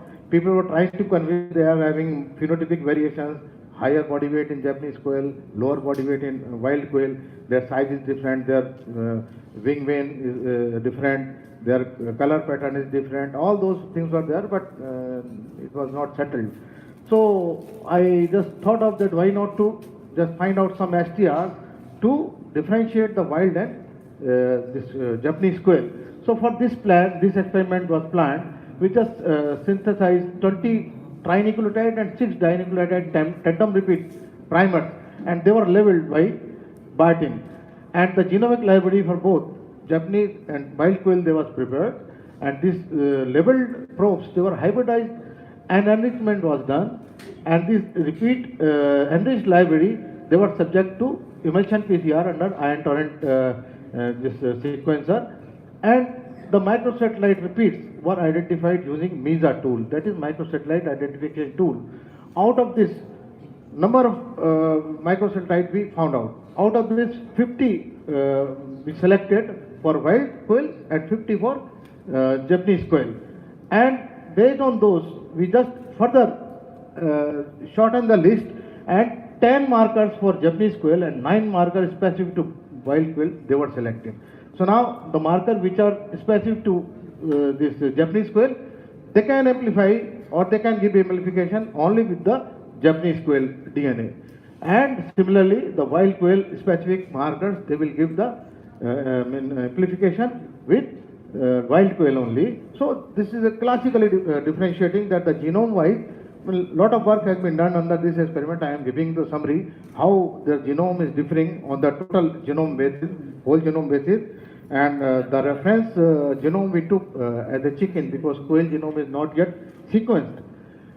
So now coming to the candidate gene analysis, for this disease resistance studies, major histocompatibility complex or the B complex is considered to be the one basic loci that should be targeted first for disease resistance analysis. And another non-MSC gene like TLR genes, cytokines, chemokine, inos, that is inducible nitric oxide synthase, NREM1 and LPS galinosine genes, and so many other genes are there, they can be a good candidate. And for growth, similarly, GH, GHR and IGF-1 growth axis genes are there. Several other genes are there like myogenic regulatory factors, MYF, myelin factors, and GDF, growth and differentiation factor, transformation and growth factors, and so many factors are there that are helping the growth to occur.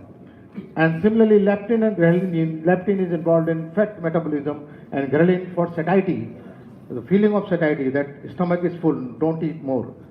So calpains and calpastatin, they are meant for meat quality, softness in the meat.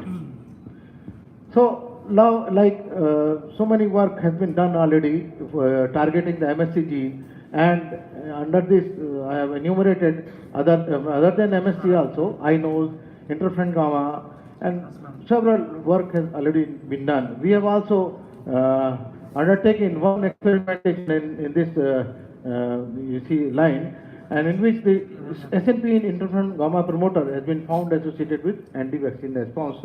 So they can help as a good marker for the higher responder birds.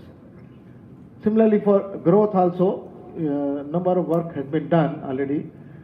So this is the contribution from my lab, and in this, I have given a summary, but other than this, few more works are there. In this interferon gamma promoter, already we have identified the SNP IL-2 promoter, IL-2 receptor gamma chain, and transformation TGF beta 3 gene that is involved in you see muscle development, IGF-1 major growth axis gene, and some of the new polymorphic variants they were found in BL beta 2 region of the MSC, interferon gamma complete gene we have sequenced, then growth hormone, chicken growth hormone, intron 4 region we have found two new alleles by MSP1 PCRR-FLB, then myostatin using PCRR-FLB TAG1 two new variants has been found. One was specific for turkey that can differentiate the turkey from chicken. And similarly for growth hormone receptor also, interferon 5 region, we have found the SNPs. So now this SDL, these were the newer genotype what we have given, and this is already entered into the PubMed database. And MSC also, Turkey, we just sequenced, this was the first report that time, it was done in somewhere 2007. And similarly, one more classical experiment done for differentiating quail with other, you see, or rather you should say differentiating various poultry birds from each other. Like here, we have used the avian mitochondrial DNA from various, you see, germplasm like wild quail, peafowl, Japanese quail, and guinea fowl, kadaknath, and turkey. And it is just we searched through bioinformatics tool that which enzyme PCRFLP will give differentiating band pattern. So this HPH we found out, and after doing PCRFLP with HPH, it classically differentiated all these 6, 7 species from each other. So now we can say this is the DNA from wild quail or Japanese quail or guinea fowl or peafowl or the chicken. Now another work in this line for disease resistance was done when we challenged the H5N1. We challenged 3 genetic resources, that is 2 indigenous breeds, Asil and Kadaknath, and 1 strain what we developed through immunological you see selection. And in that ultimately this IC strain what we selected based on immunological parameter, that proven better compared to our Asil and Kadaknath, and 4 of the 50 SDL birds they survived, where Kadaknath was the most fragile. All the birds died between 3 to 6 days. And this is high immunity line or high responder to this humoral line that cleared this IBD virus faster. This is the high line, and this is the low responder line for based on sheep RBC selection we did. And you see that in 12 hours the virus was cleared. This is the VP2 gene we have done this real-time assay. And now, you see, mRNA of VP2 was seen beyond 12 hours in high responder line compared to the low responder line. Genomic selection, just little bit was talked, so time is not permitting, so I'll just go through quickly. Already this is the history that how the gene chip has been produced from 60K to now 600K SNPs are there, and in chicken work has already been taken up, not in India or I think in Nepal also, or, but some other countries they are all already undertaken this genomic selection. Now functional genomics, we have done several, you see, expression analysis. One is the Salmonella type medium challenge, and we did for various, you see, genes we analyzed, and then for I know the interferon gamma in high and low responder line, and this is showing the how the pathogenesis of this disease immunopathogenesis is going on in high and low line. Then microarray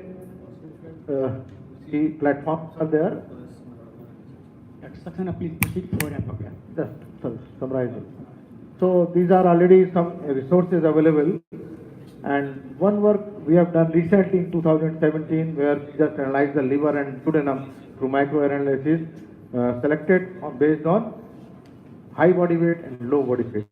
And that also we found that the genes that are involved in responsible for anorexia, satiety effect and growth maintenance, they are regulated, whereas the gene for obesity and appetite are non-regulated.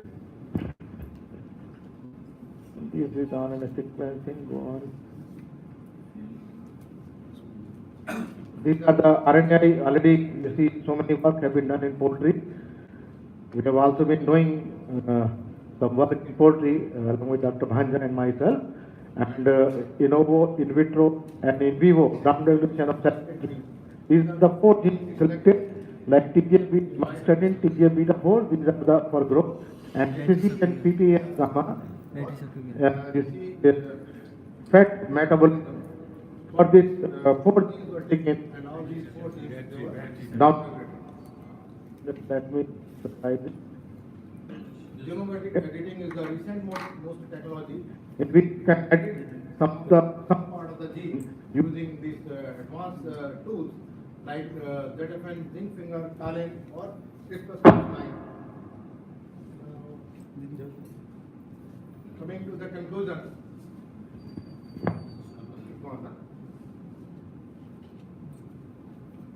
Because of the complex genetic mechanism and inverse relationship between production and immunological trait, the suitable methods for optimizing immunocompetence in production in commercial poultry breeding is a difficult task, and just how to incorporate both or converting both in the same program is going to be difficult.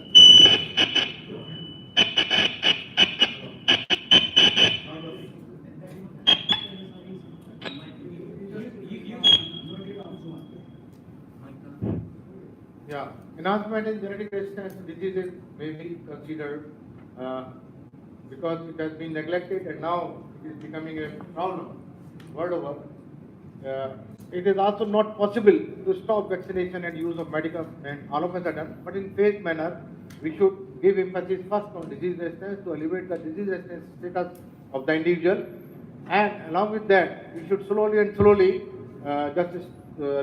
the use of medicines and other, medicaments to just help the bird to develop its own genetic, resistance. Then the recent information generated on disease resistance, immune responsiveness and growth may make it possible to use advanced molecular tools more efficiently to augment immunity and production in poultry flocks. Few work have been done. Due to paucity of time, I could not show them, but it is in the slides. Thank you, sir. Thank you for your patience. So, one phrase I have written in the honor of the poultry. Usually we see the bigger and stronger one, they hold the dominance or supremacy in the system, but poultry is small in compared to many individuals, but it excels in performance and it outputs and helping the human being to survive in this world. So, written in the honor of poultry. Thank you very much. Okay, the floor is open for discussion. Let's have some specific, the questions. Of course, detail you can discuss our later.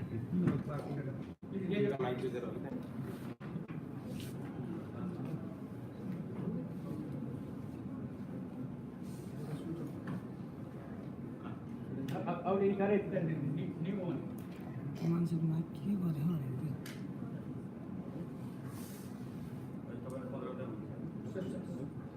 So, I mean, clear, understandable like this, yes? Okay. Thank you, sir. Quick one. Quick one.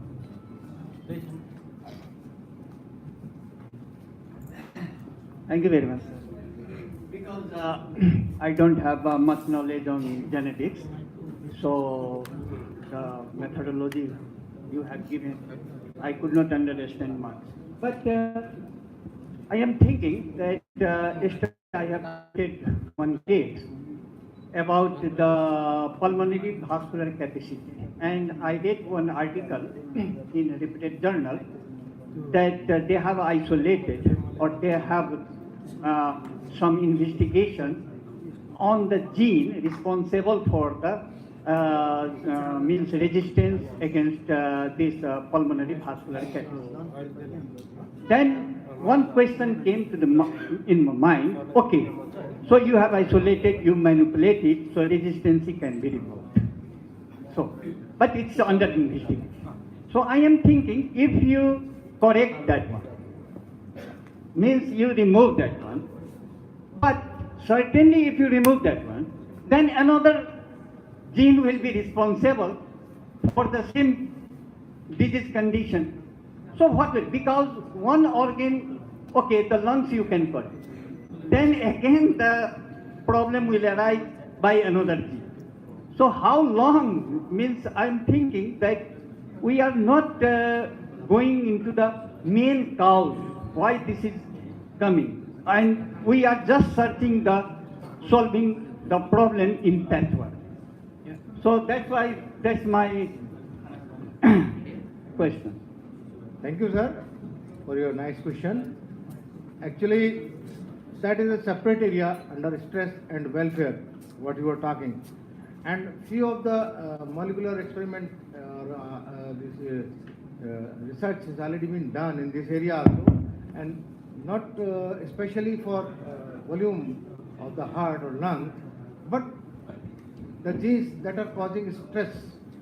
Actually, summer stress especially, they have been targeted using molecular technique. And already in brain, during development, embryo development, some genes are there which regulate the temperature setting point. So those genes, like one epigenetic phenomena is there, that is called epigenetic thermal adaptation. In this, during embryonic development, from 13 to 18 days, it's a critical period of development under which we elevate the temperature, and that helps the setting of this temperature in our brain at little higher level. So means we will not feel heat up to that temperature. Earlier, if we are feeling just discomfort at 25 degree and it is elevated by 2 degree, then up to 27 degree you will not feel any discomfort. So that is one way. But especially these are the managemental thing what you are telling with AV-RV ratio that is leading to ascites or left ventricular volume. So already nature is taking care of. Of course, you are correct in saying that the size of the bird should be just correlating with the size of these vital organs. But these are also developing. Otherwise, it would not have been possible for bird to survive.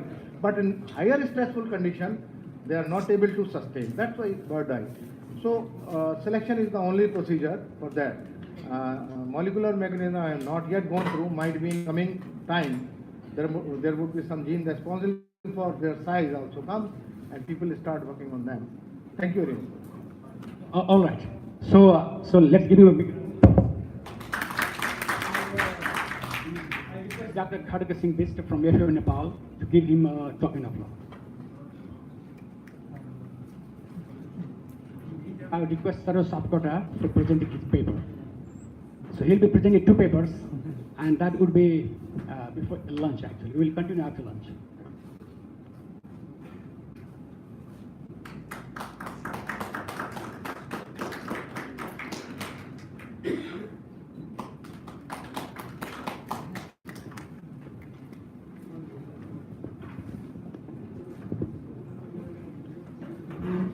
Respected Chair, I am very much honored to be around my gurus all around the hall, all the delegates and all senior and juniors.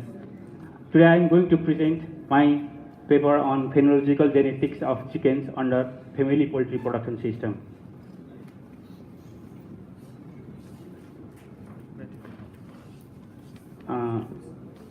Dr. Elders has made me easier as I have borrowed her slide here.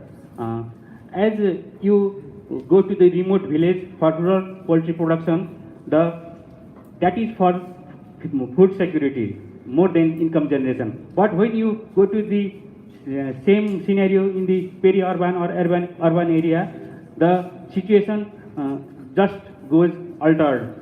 It is more to income generation than the food security.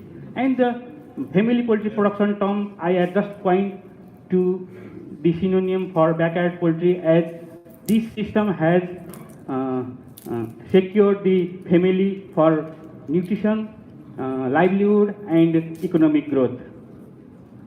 This is what everybody is presenting in the morning session. So I want to skip this. And the contribution of chicken meat is increasing since 10 years. It has increased by 10%. So the demand has been increasing for white meat rather than to the red meat. And this is the just scenario I am showing for fowl population.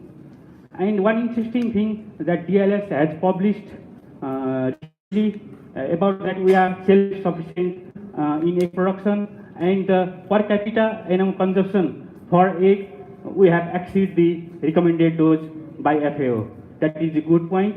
And for meat we are a bit lagging by 1.6%, but hope that will be fulfilled in next 2 to 3 years. And that was the goal by the Ministry of Agriculture 2-3 years back. And I have found one interesting slide from FAO. The poultry meat and egg demand will be increasing in increasing order than other beef or mutton or pork product. We are just in the middle. It has predicted for 2030, and we have to increase our production by 5 to 6 times for poultry. There is a great scope in poultry production, and the backyard is one of the pillars for that. And this is what we have done. We have phenotypically characterized our and we are doing molecular work on these 3 breeds. We have already molecular characterized our Sakini breed, and we are online with Quankulte and Ghatifuile for that. These are the, in our government and research farm are rearing, and our farmers are rearing in their backyard for family nutrition. Why I will be focusing on Sakini breed, because the status of Sakini breed is normal than other to our indigenous breed. It is a principal breed in the country, and it's reputed for its taste of meat and price, its aesthetic plumage color, demands on highway hotels and tourist areas. We can produce it in low input production system, and the status is normal. And more, it's fit in rural setup. The farmers are well adapted with this breed. Other characteristics of Sakini breed are that all my speaker has already been told about that. Well, other characteristics of exotic breed like New Hampshire, Black Australorp and Girraja I have presented here, and they are well adapted since long time and are performing well in our station and on farm conditions. So the farmers are towards these breeds. The objective of the study, there are 5 to 6 objectives to evaluate production performance, to determine the genetic gain of Sakini per generation, to evaluate production performance of Sakini crossbred, to evaluate different egg parameter, and to characterize Nepalese indigenous chicken on mitochondrial DNA sequences and other gene expression level also we are trying to work. But we have just finished 3 or 4 objectives by now. The experimental shed is in Kumaltar. We have selected Sakini from different ecological zones and kept in swine and avian research program at Kumaltar, and we have selected those flock to make a single Sakini pure line flock, and with that flock we have been continuously seeing the genetic per generation genetic gain, and we have also been crossing the Sakini with other dual purpose commercial breed like New Hampshire, Black Australorp and Girraja. This is just a simple flow chart so that you can understand easily. There are pure Sakini bred line and pure New Hampshire, Black Australorp and Girraja lines, and we are just evaluating and crossing the straight and reciprocal, and by producing F1 we will be selecting the different lines from those lines we just generate, and to those F1 lines we will be again crossing with the terminal sire lines to produce F2, so that we will be seeing the stability in F2 lines for medium body size, for clutch size, for clutches per year and eggs per hen per year. This will be the overall objective of the study. And selection of chicken will be based on these parameters: rate of growth, taste, color, everything will be considered. And these are the other managemental aspects in the poultry shed: biosecurity and the performance recording for weighing, weekly weight, number of eggs per hen per house, age at first laying, egg size, FCR ratio, and other morphometric parameters are taken, and the hybrid heterosis estimation is done, and other egg parameter evaluation for pure and crossbred chicken is done for egg volume, egg weight, shape index, cell thickness, surface area. So we don't have so sophisticated technology. We are using just the equation given by other authors. And for mitochondrial DNA study, this presentation will be in another presentation. And gene expression study, we are also going to look for egg producing trait and egg promoting genes. And these will be statistical tools which we will be using during our analysis, and these are the expected results which I have already told in objectives. The pure line breeds for Black Australorp, Giriraja, New Hampshire, and our Sakini lines is being maintained at Kumaltar, and the observation and measurement are recorded in weekly basis for growth, egg production, egg quality, other morphometric traits, and reproductive parameters. And these are some of the results which I want to show. The Sakini collected from different agroecological zones. The 24-week weight is around 1300 gram. At when we just collected and evaluate that in our farm, we just collected the 8-week chicks from the farmers by seeing the that they are true to type Sakini or not, and other phenotypic observation are we take on consideration. And the interesting result, we found that in those hens which we are rearing at Kumaltar, they are now they are at their first generation. They have given about 112 eggs. Otherwise, in farmers' condition, it's only 50 to 60 eggs. So, just giving them and putting them in optimum condition, we just double the egg number, and the highest egg was from the chicken procured from the high hill Rasua, because that might be due to its rural setup, so that their other breeds have not been there. And other good thing what we get in our research is that the weekly growth performance for 24th generation, in first generation it was 1800 gram, and up to third generation we have achieved up to 2 kilograms. So the genetic gain per year is been increasing. So it's a good sign. And for egg production, egg per hen per year, for first generation that was 112, and it's increased up to 115, and to second to third generation it was on an average of 160 eggs per hen per house for Sakini.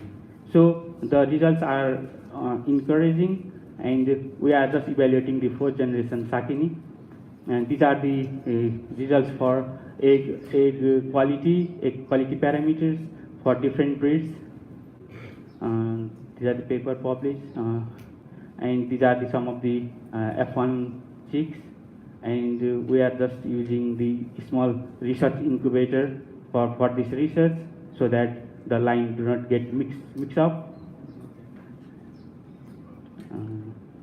And these are some of the growth performance data for F1 growth performance, and these are the F1 chicks we are evaluating at Humaltar, and these are some of the clips for egg parameter.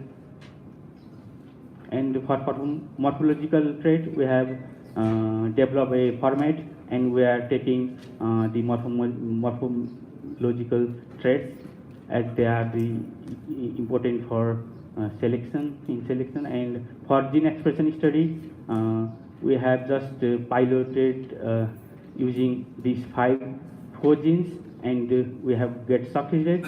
So we'll be implementing this in our study.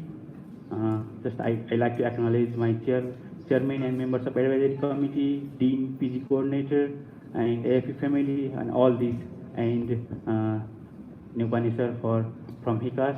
Thank you. Can you continue? Yeah. Yes, I will continue. Please continue. Next.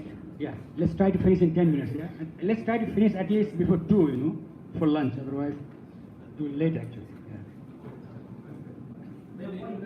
Okay, we have one more paper, but which that will finish in 10 minutes. I would like to get your input. What would you like to have? Finish one and go to lunch, or continue even that after lunch? There are just some slides, sir. Okay. Other will be repeated. Okay, please continue. Because these all I just escape these all.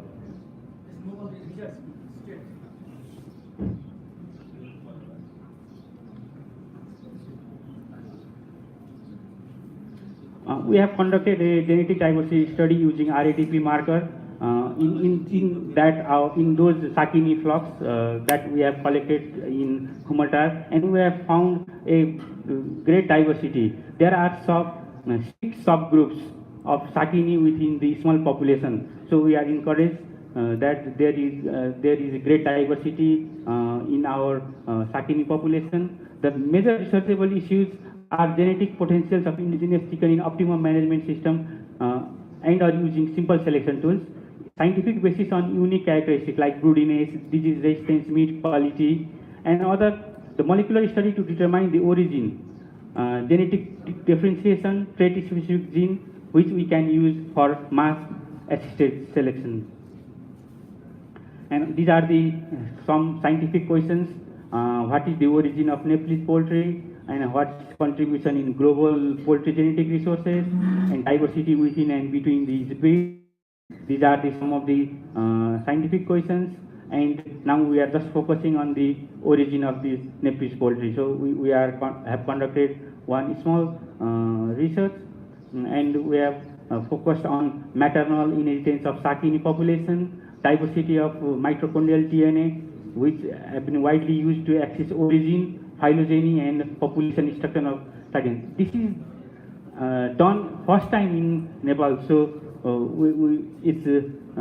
you cannot find any review articles for this. And the major objective was to investigate the genetic diversity within the principal chicken breed Sakini using mitochondrial DNA controlled region sequence variation.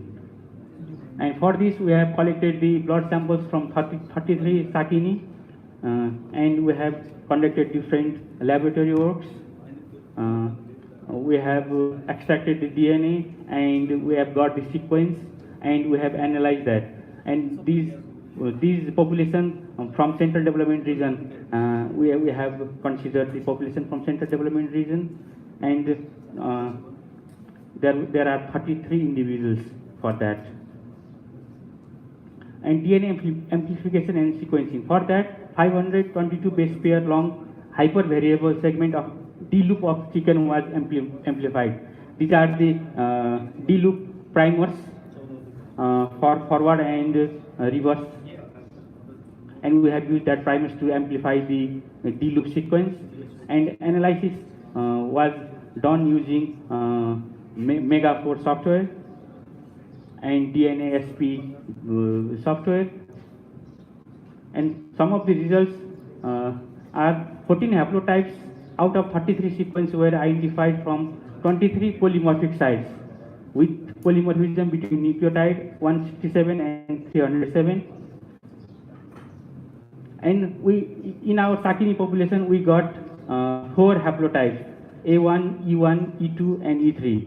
And of that, 17 individuals, the larger number was for E1, 8 individuals was for E3, and 7 for E2, and only 1 for A1. This is what we get from the analysis of all those results. We have got 4 haplotypes in our Sakini, and the haplotype diversity is higher, and the nucleotide diversity is also higher, and it makes that different clusters from the wild population. Our Sakini has been derived from different cluster than that of wild population, and it doesn't share this sample maternal lineage. So that is the major result we obtained. And in conclusion, these results show a high mitochondrial D-loop diversity and indicate multiple maternal origins for Nepalese Sakini chickens. Wild progenitors makes different haplogroups than Nepalese domestic chicken. So the interesting result we have obtained from this study, and further we need to verify this with a larger sample size. The information in our study will serve the scientific basis for the development of rational policies supporting conservation efforts and provides directions for future research. And the limitation of the study is that only it gives information on maternal lineage. Wide chromosome study to support this study on high throughput sequencing for functional genomics is needed. So we need to continue this study further. Thank you. Thank you very much, Farooq, for finishing on time. I skipped actually the question and answers. That we will continue after lunch break. But before that, let's give them a token of love. And for that, I again request Dr. Manraj Kulakpati, Professor Registrar, AFU, give him a token of love.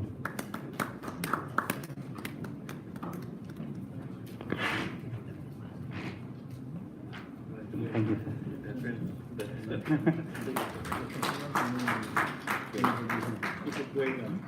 Thank you, sir.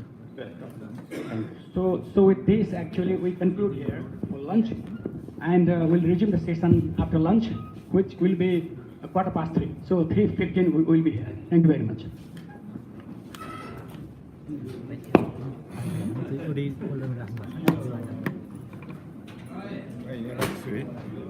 Back.